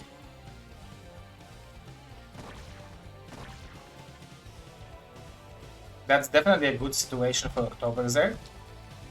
However, Spectre is playing very aggressively, and now he decided to go for the bunker. And if he would have a little bit more experience on this map, he would add the bunker here and Super Depot here, and he would be safe. He wouldn't lose any Marines, and he would make October Zerg lose money. And October Zerg is playing very safely. Very nice free hatch play. Like, basically after what happened at the beginning, the timings aren't a thing, because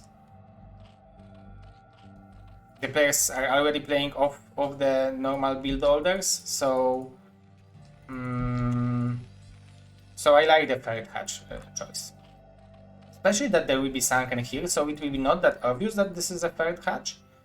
So Expectro might even expect that the tech from October Zerg is faster, and he will try to aim for the faster defense. But also very nice move from Expectro to move out with those Marines, but October Zerg, I think he's seeing that there are no medics. However, usually you want to be safe against Terran, and you never know how quickly Academy was. Maybe he cut a lot of STVs. That's why October Zerg is scouting with this one link. You can see his experience over here.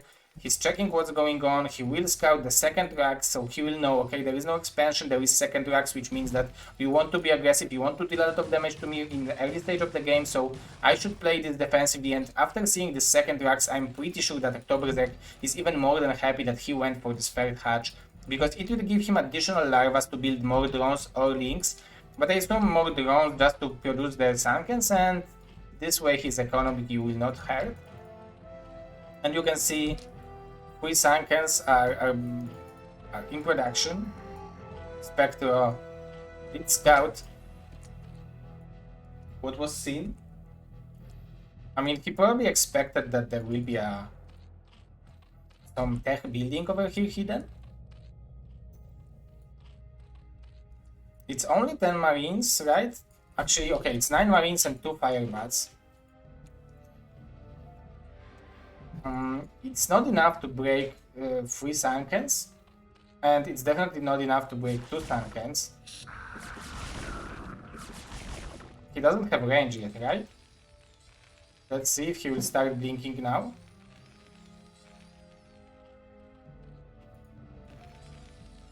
He might even skip the range, but it will be hard to fight against Mutas if he will skip it completely.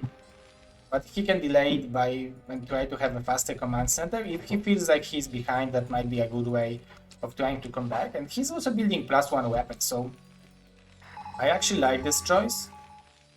Now he knows, okay, those are Mutas and they just started being produced, and I really like the choice of coming back to the base and try to save the main base. Nice run by October, they're delaying some mining time. But also that was a good defense, very nice pull of the wounded STV from Expectro. So it looks like we're gonna have a relatively normal game right now.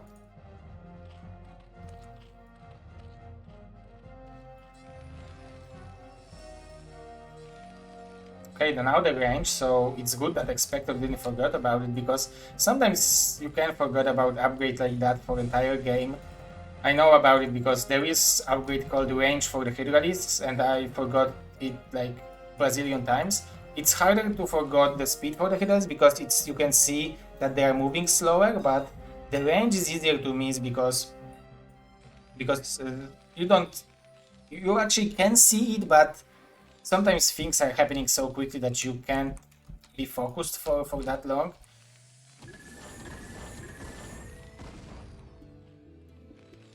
Now we have a 7 Mutas from October that he has a supply advantage.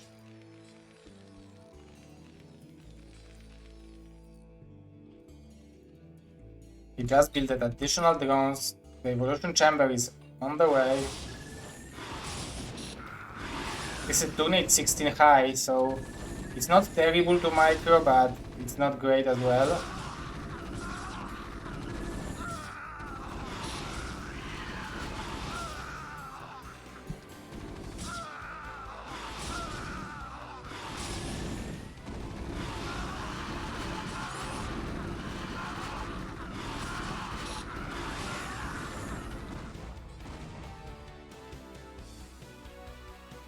You can see that October is expand this time to drone up. He's having a very healthy amount of drones right now. Thank you, Mr. Masoka. Thank you, Mr. Dewalt. We can see that Mr. Dewalt already won with Hex, so Dewalt will play against winner of this tournament, of this game, and we'll see how it will look like. Thank you. It's really cool. While.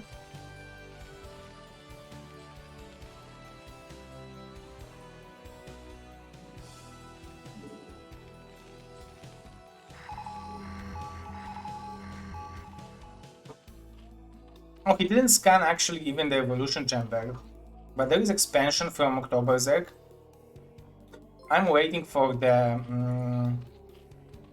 Queen's Nest maybe, or some Hydra there. Nice positioning over here. Thank you, Mr. Deadfate, for the raid.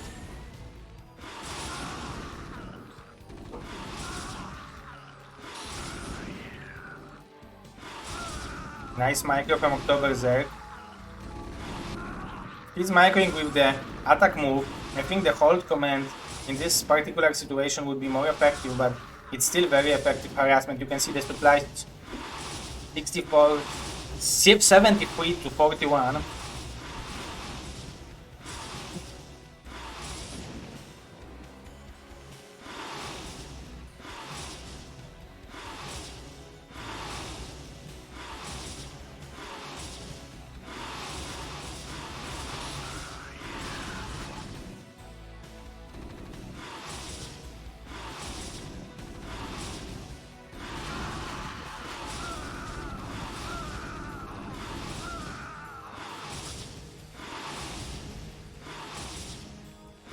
Killing the starport will definitely allow October Zerg to focus on Mutas more. Look at the amount of money he has. It's so hard to micro Mutas and do the things at the same time. I think if he would tag to the Ultralisk, it would be much better for him.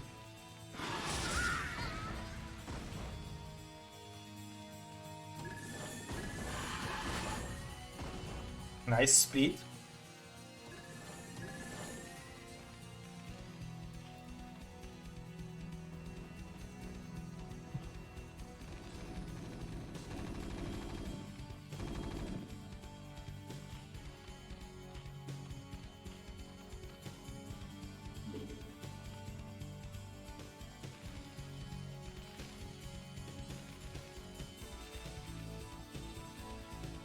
Look at the amount of units from October Zerg. Basilion of Links with +1 carapace. He is deciding to go for the throat. He wants to kill Expector right here, right now, with all the links he has, with all the mutas he has. GG from Expector, and we are having 1-0 lead for October Zerg. Very good game from our Macedonian / Croatian / Austrian player.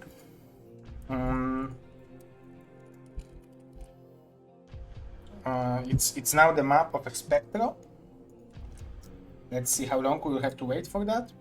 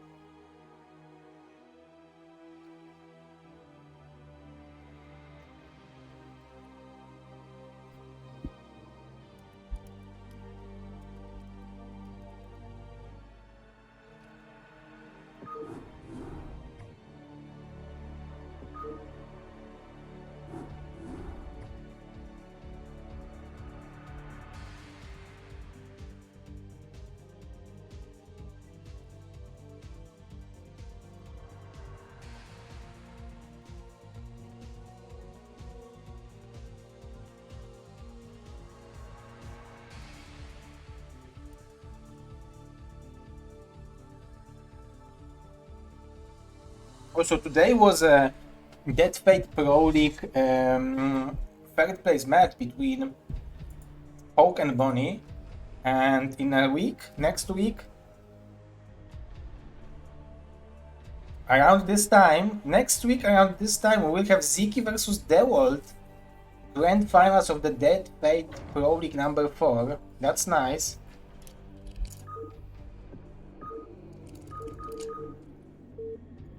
Let's get into the second game between Expecto and October's.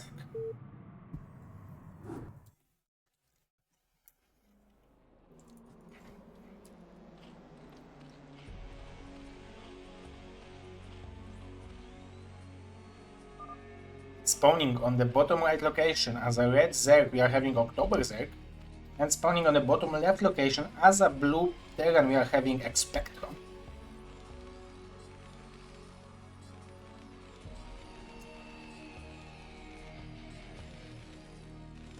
To be honest, Expecto played a beautiful game against Blade on Shakuras.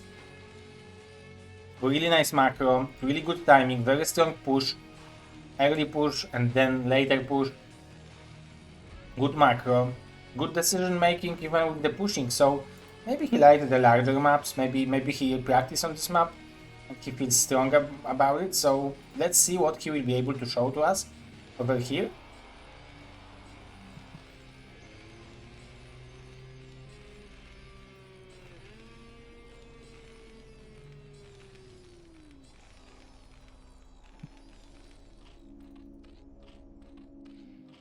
We're gonna have a 9 pull again from October Zerg.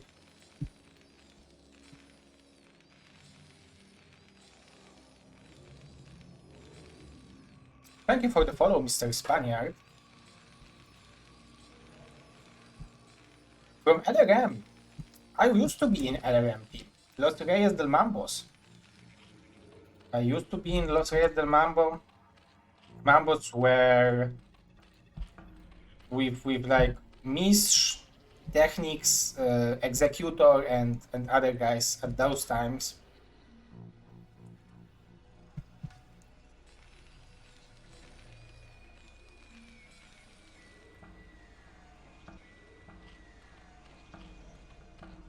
Maybe Jimbo also was the guy who been there. Yeah, I've been there. Actually, the LRM was the first team which paid me back in the days. Yeah, we was playing 2 versus 2 as a team with Mish in LRM. We even once won against Mondragon and Gohan in the BroodWar Clan League.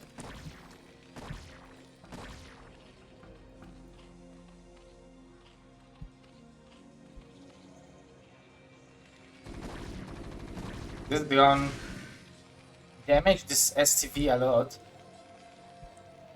However, I think the SCV pull timing is good. However, I don't know if it's enough SCVs against 6 links. Maybe it is.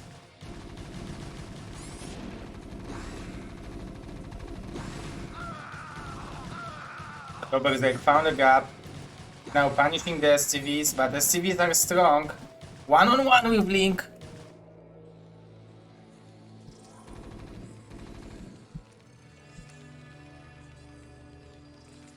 past command center was scouted, but Octoberzerk was not applying more pressure. Just now he rebuilded additional links, but I don't think it's enough. If he would constantly send the links, he would have a chance to kill Spectrum. But still, the damage he dealt with this 9 pool is more than enough. He should be happy. Oh, he's sending the... Oh, maybe just to have those 2 mineral fields busy?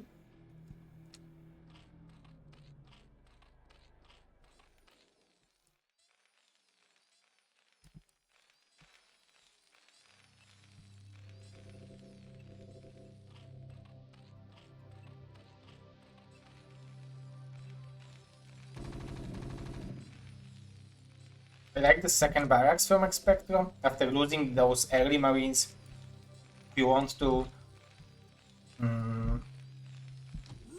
improve your marines production a little bit. You don't want to be too low on marines, and because sometimes Terrans are going for the fast expansion and then they go for fast eBay to go for +1, but instead of going for this eBay, you can go for second racks and you will have more marines instead of +1 weapon upgrade, and I like this choice for going for second racks. Especially that Expectro knows that Octoberzerk invested a lot of money into those links, because like he dealt a lot of damage to Expectro, he killed 2 marines and like 2 or 3 SCVs, but still Octoberzerk had to do the 9 pull. So as you can see, even after not building links for the entire time but droning up for a bit, he still doesn't have a perfect economy. But now he is able to apply a lot of pressure with those 2 links, but very nice micro from Expectro.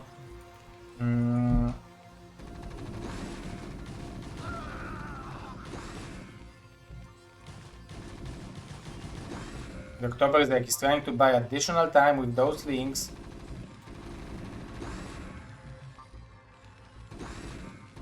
Nice defense from Expectro, not even losing this one SCV, so very nicely done. And the mutas are not even on the way, so I think Octoberzerk will be forced to make Sunkens, which is not perfect for a Zerk who is going to hatch mutas. Usually you want to be able to apply enough pressure that you are not forced to build Sunkens.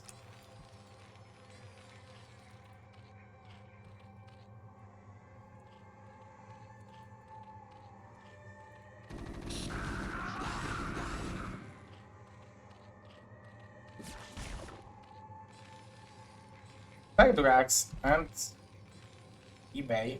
Steam is on the way. The mutas are in production for Octoberzerk. Let's see if his muta micro will be good enough to break the position of Expectro. This time, like the game is relatively more standard than we had in Colosseum. In Colosseum, Octoberzerk had pretty large advantage after the beginning, so let's see how the game will look like right now.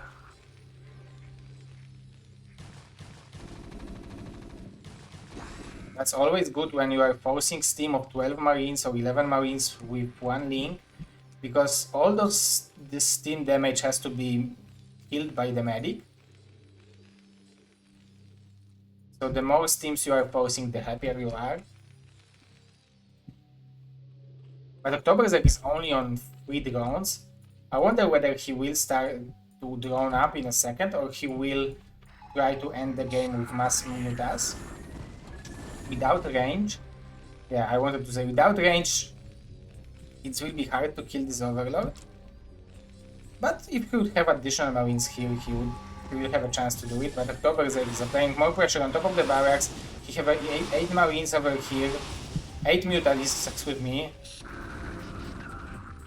Nice target fire. Expectro. I don't see more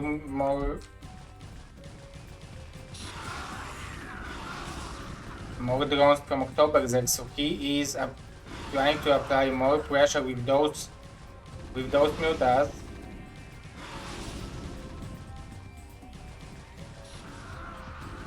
Nice micro from Octoberzerk again. Though this SCV was able to deal with the Muta.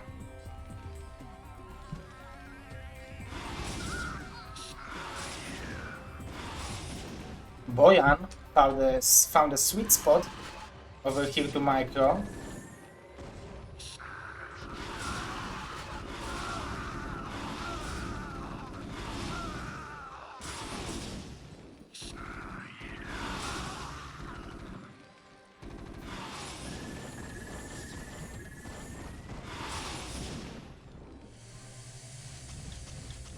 But at the same time, it didn't stop Expectro from teching, so if he will have time to build those star ports and to build vessels, he should be relatively fine. He still have a lot of SCVs. October's didn't add a single drone.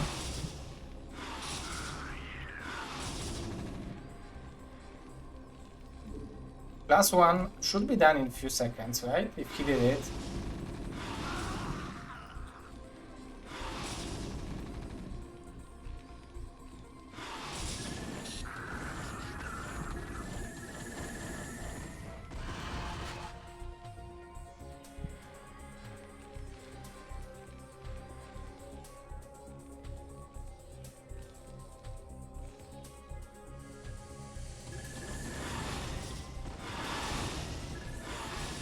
+1 is done, so the turrets will be dying much faster.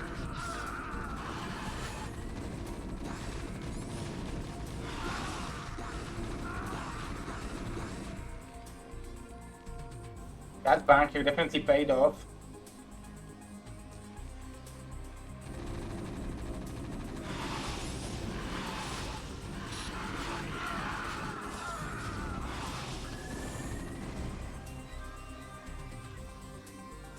And the time is working very well for Expecto because he will start building vessels very soon. He's holding on the aggression from October's. He is macroing the ring very, very nicely. I wonder if he have a Marine's range? Probably he has, but October's is doing good job with shooting from the right distance.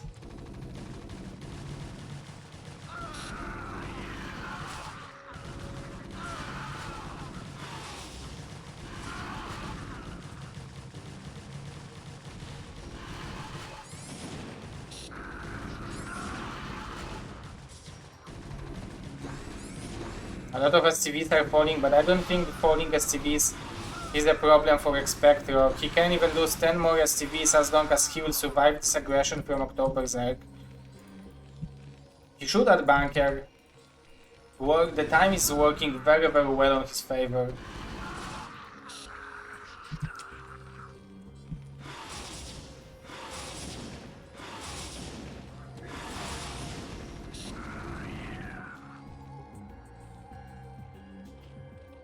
October's with very low economy. A lot of overloads has been made by him because he had much more mutas, but now with the irradiates it will be very, very hard to deal with this Terran, who is still having healthy economy, and despite being so under pressure, he's doing fine. So that's very nice for me to. I will tell you guys. I will remember you guys. This guy is only having 16 years old. 15, 16 years old, so that's a very young, talented player, maybe the future of BroodWar. If he will not start playing some other League of Dotas.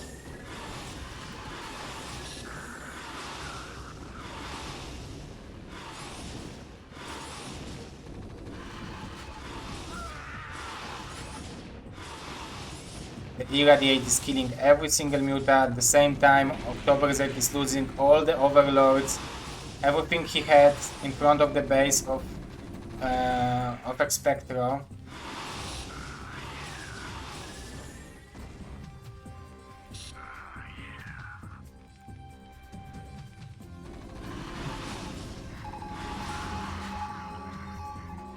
$32 to 80 G from October's GG. And we are having 1-1 score.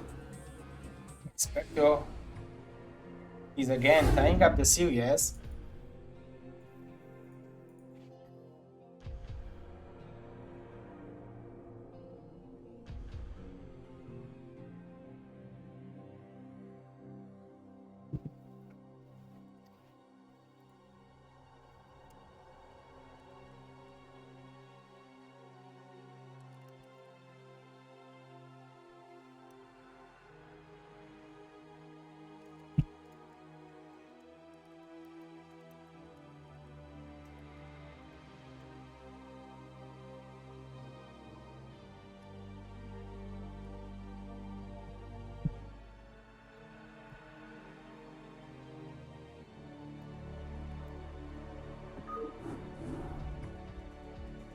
The map pick from Oberberg is Nemesis.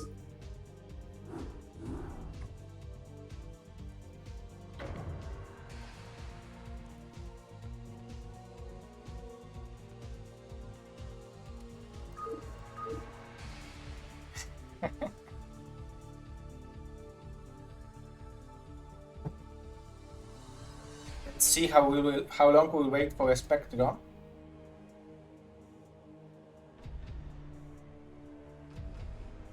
Thank you, Karolcia, for the juice.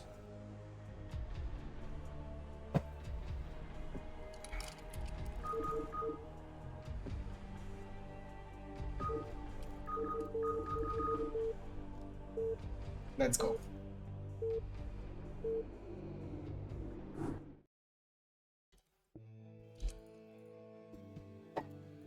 Hey guys, so winner of this one particular game will advance to the grand finals of the third qualification of the BSL Surprise Tournament and will play against the world, the guy who I think was in the finals of BSL Pro League last 3 seasons, who is a super Gosu Protoss, one of the best Protoss in the world, one of the best players in the world. So no matter who of them will win, we'll have a hard time. So let's introduce our semi-finalists who... This is a match point in the semi-finals, so those guys already proved to be very strong.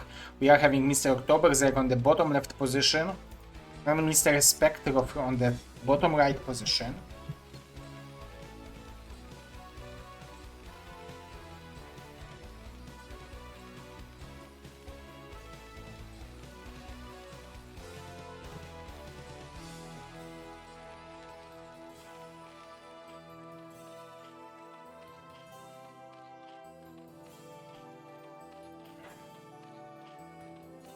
You can see that Oktoberzek is afraid of some kind of a all-in strategy from a Spectro, so he played 9 pool in the first 2 games and now he's 9 drone scouting.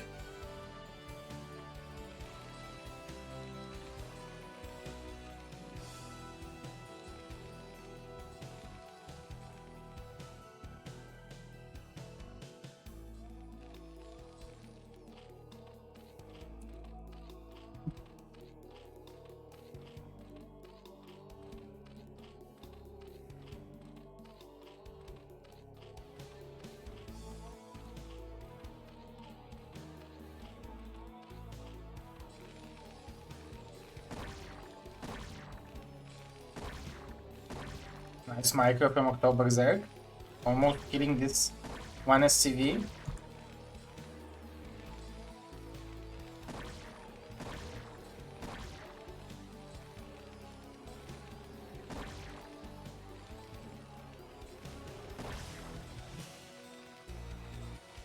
But at the same time he went for the 12 hatch. But expect to kill this drone. Nicely done. Good job for our young player. Oktoberzek is never going from the low to extra high latency even.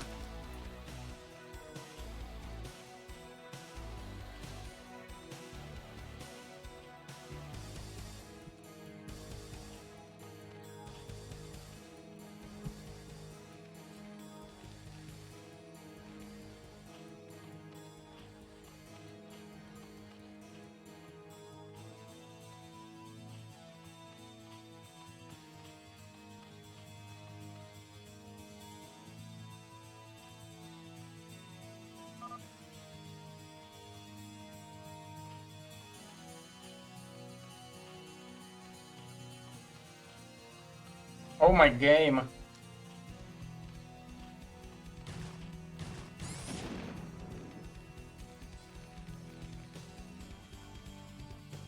As expansion from Expectro. As expected. As expected.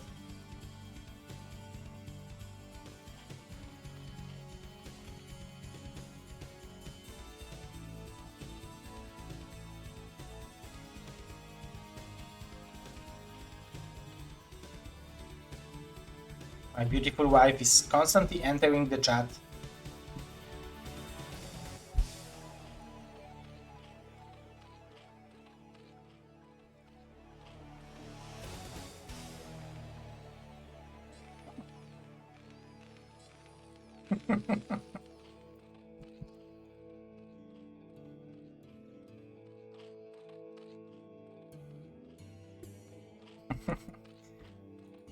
And we have a Spire over here. October's wanted to be aggressive and he attacked into those Marines, but it looks like only one Marine died and two of them is wounded, so Expectro is doing a good job holding on. But now he wants to be aggressive with those 6 Marines, and I don't think this is a good idea. October's is immediately punishing this move. And there is no bunker. He should pull all the SCVs over here and try to hold on the low ground. He is doing that, but I think a little bit too late. And October's is killing all the Marines. Very nice drill from a Spectre, so with the Firebats he should be able to defend it, but the Mutas will be on the way in a few seconds, and again he's in a hard situation at the beginning because he was a little bit not cautious, he was a little bit too aggressive.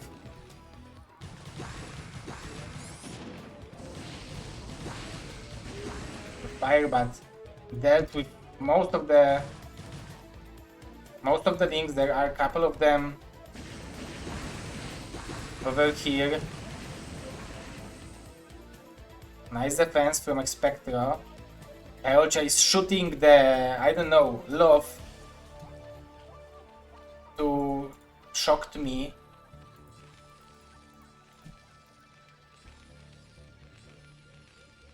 This is the amount of healthy teeth I have, right? 4.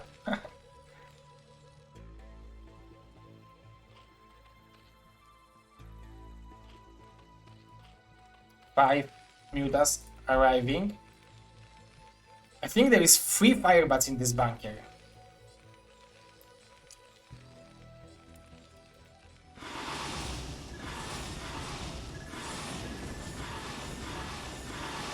Oh, there is 2 Marines as well.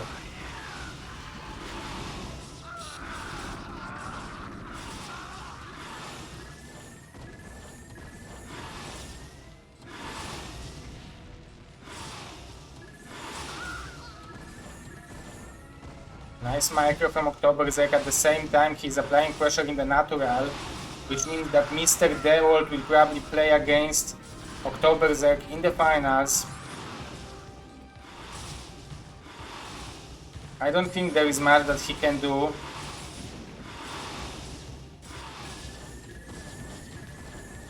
I mean, he can always leave the barracks and try to land them over here, maybe try to make a bunker here to survive it, but he definitely needs to do something to defend against the links. Unless Octoberzek will decide that he wants to make more drones.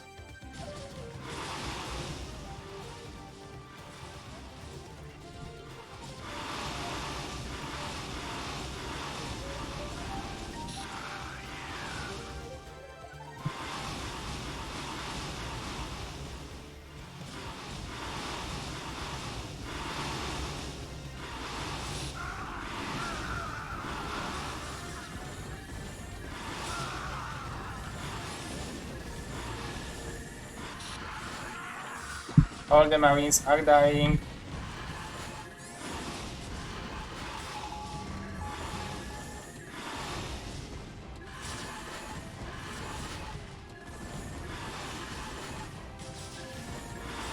The repair is definitely strong, but not strong enough. But there is only 4 Mutas left.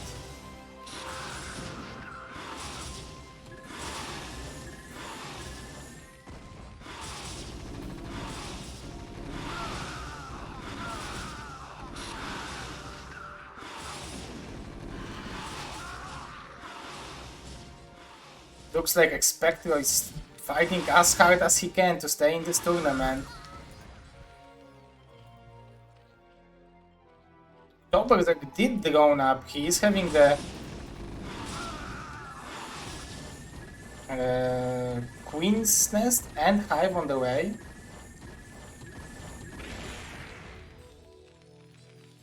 It looks like Expectro is still somehow holding on.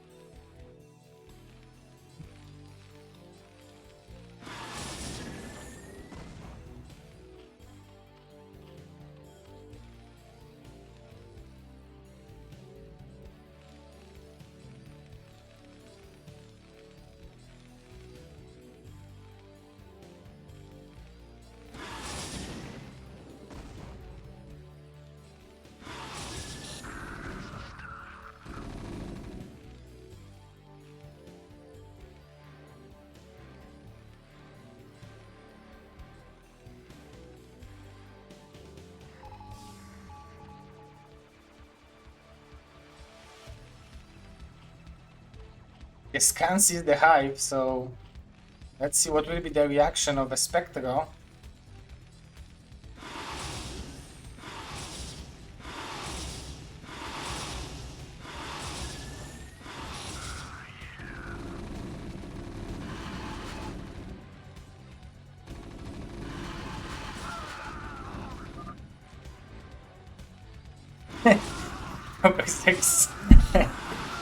It's mad because of the lag. If he would make 6 links instead of 3 rounds, he would win this game 5 minutes ago.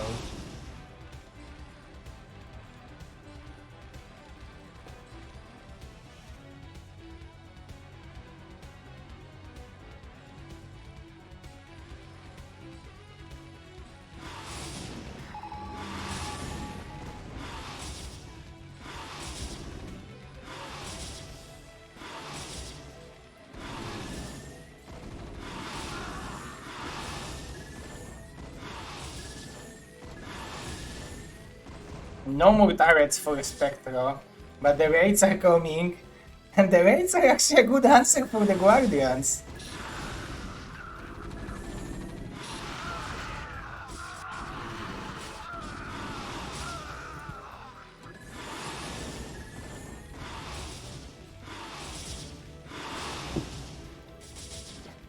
Spectro don't have engineering bay to make mass turrets, but here we have raids.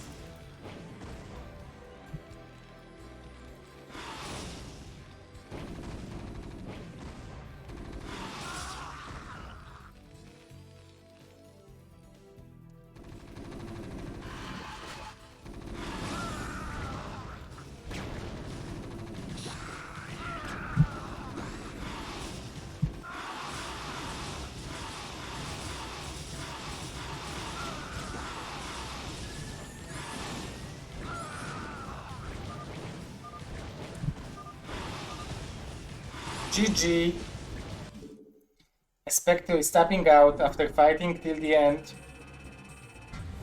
Good game. That means that Mr. Boyan, aka Octoberserk, is going to the finals to fight against Mr. The World, the super strong, super go Protoss player.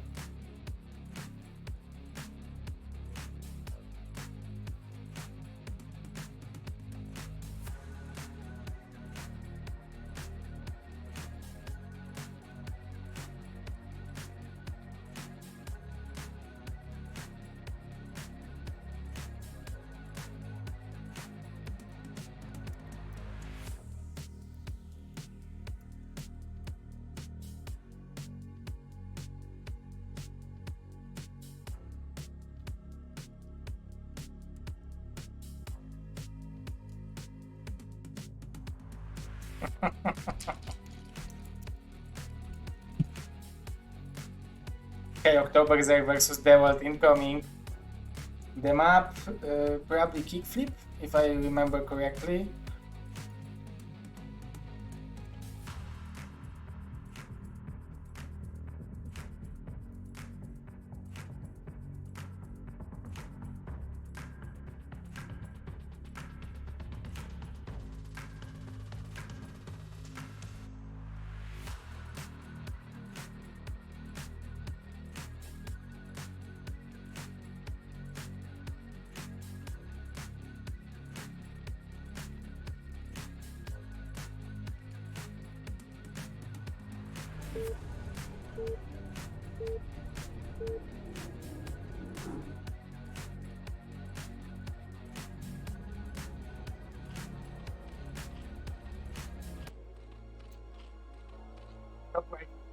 excuse me, on the bottom right location of Kickflip, the map of Mr. Minerals, who will join the chat in 5, 4, 3, 2, 1. Oh, Mr. Minerals failed, but we are having Mr. Oktoberzerk on the bottom right and Mr. Dewot on the top left. Guys, this is best of 5. Winner of this best of 5 will get a seat into the BSL Surprise Tournament Finals, which means that 8 players of 8 qualifiers, 8 winners of 8 qualifiers will win against... will fight against themselves for $500.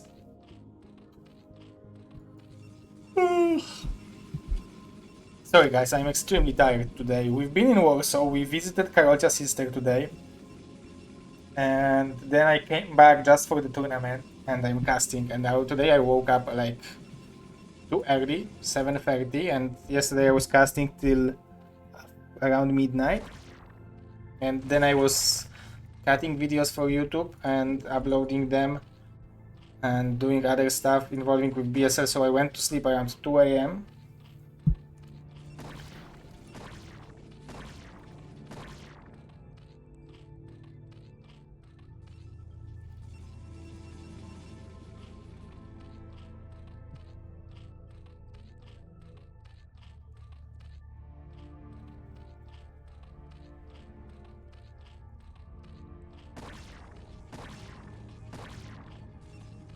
Is Micro from the world.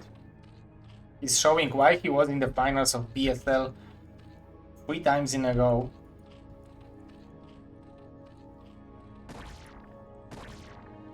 Oh, nice Micro from Oktoberzerk as well.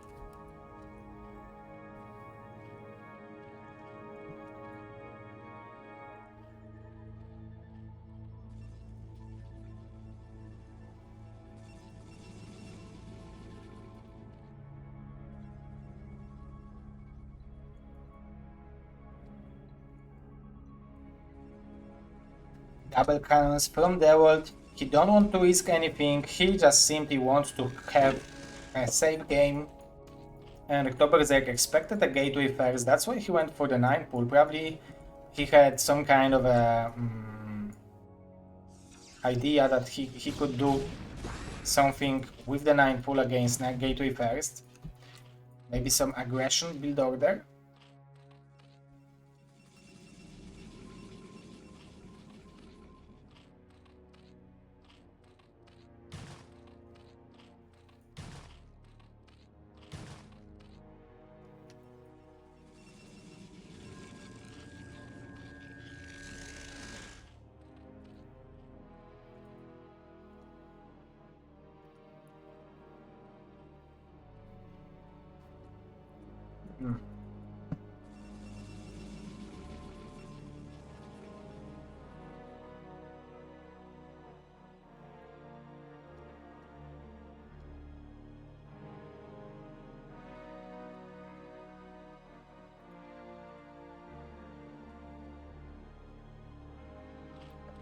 And very fast layer from Oktoberzerk.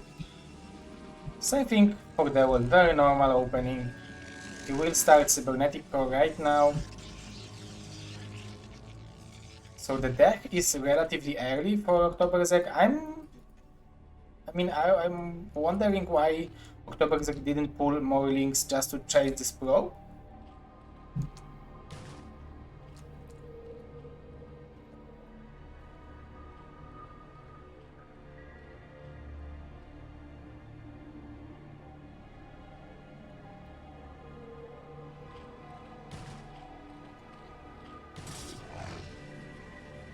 Now he knows that the old Zealot is out, so Zealot timing is similar to the Cybernetic timing.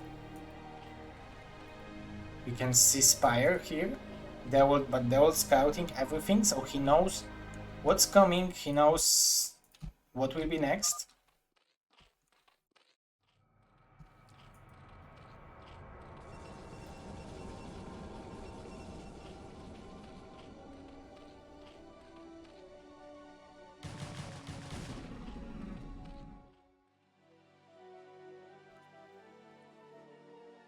Oh, it's open.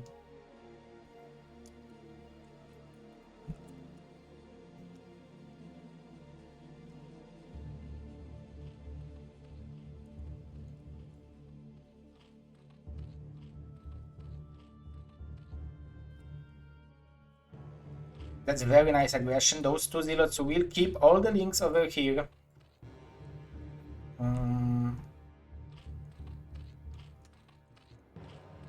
They will keep this Nord Stream safe.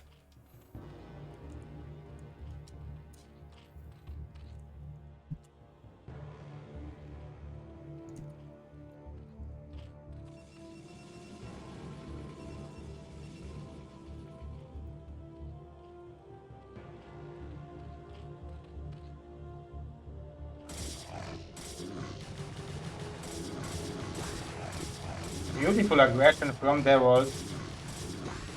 However, very nice link split between the between those. But beautiful microphone from the world. Look at that. This zealot was wounded. Oh my god, he killed so many links over here. And every single drone at the same time, those zealots are in the main base of the world. Those two zealots, he knows that the mutas are coming. That's why he's even getting the cursor back to home. But at the same time, the main base of Oktoberberserk is being harassed. That's a real treat to watch such a extra Super Gosu player. Even if he will lose those zealots, it will be relatively hard for Oktoberberserk to come back to this game if he will not deal some high amount of damage with those mutas.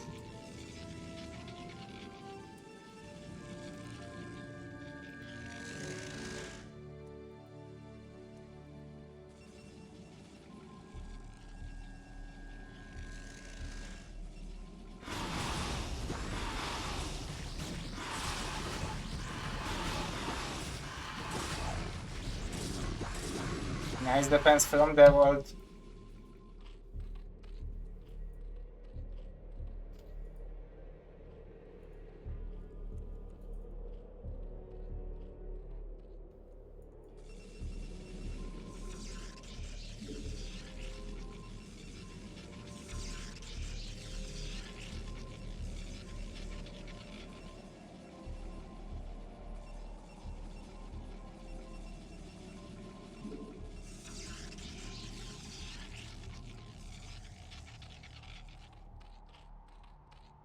The amount of drones from Oktoberberserk in the main base. He's definitely highly oversaturated over here when the rest of his bases is undersaturated.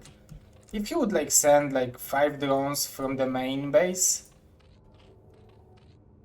to the natural, it would be fine. Or even at least 4. But Deolt with the Archon, he should be relatively happy with the outcome of this game.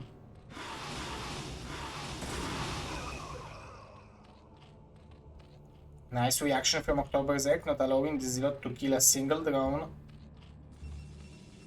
But still, it was still worthy for the Zealot to took all those drones from mining. And Deolt is aware that the only chance for the Oktoberberserk to win at this moment is by trying to attack the main base with a lot of Scourges. And probably that's why he's adding so many cannons in the main base.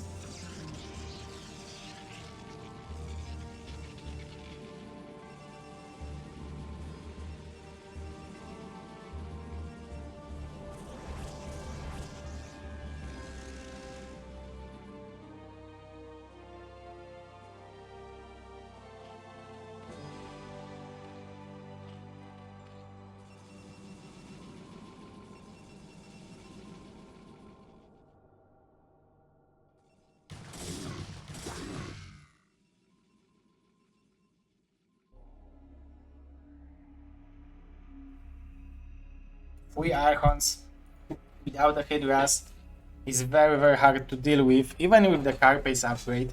Especially that those Archons have +1 weapon. That works well against Mutas. Maybe if he would block it, but still, it looks like this is just too much of a fight power, especially with the support of the Corsairs. It will be hard to deal with.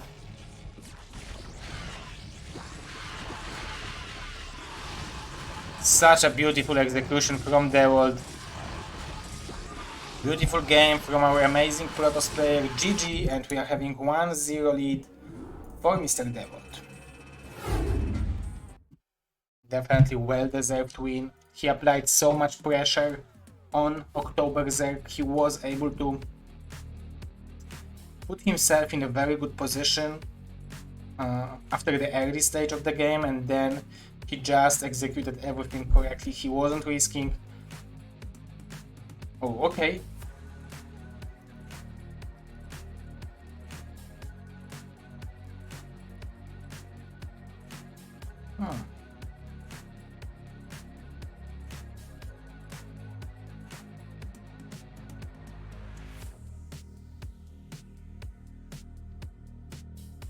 Looks like Mr. Oktoberzerk has to go.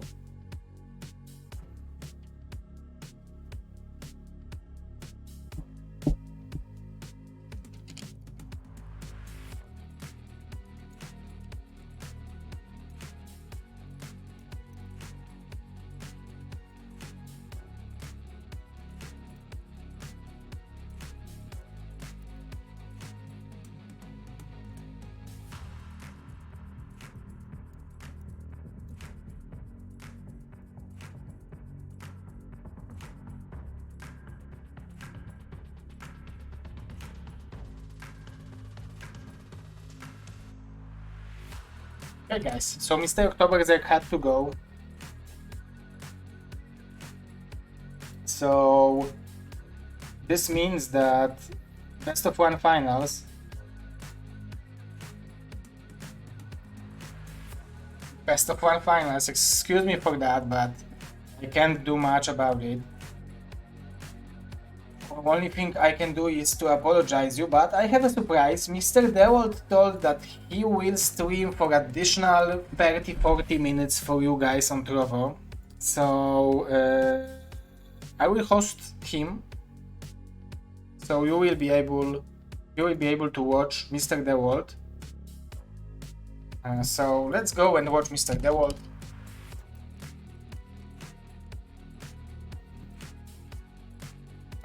Thank you very much for watching. That was a pleasure. That was 3 hours of a good cast. I mean, I hope good cast, at least good games. If not the good cast, I was a little bit tilted for Expector, but beside that I think it was good. Thank you for watching. Don't forget to sign up for the Patreon and watch the videos and subscribe on YouTube, watch the videos on Twitch, and sign up for the next tournament, which will be Saturday, and next tournament, which will be Sunday, Saturday and Sunday, same time as today. So thank you very much guys for watching. Much love from Zero. Let's go and watch Mr. Dewoldinho, Super Goes to Protoss. Fantastic guy. So thank you very much, and let's go watch Mr. Dewold.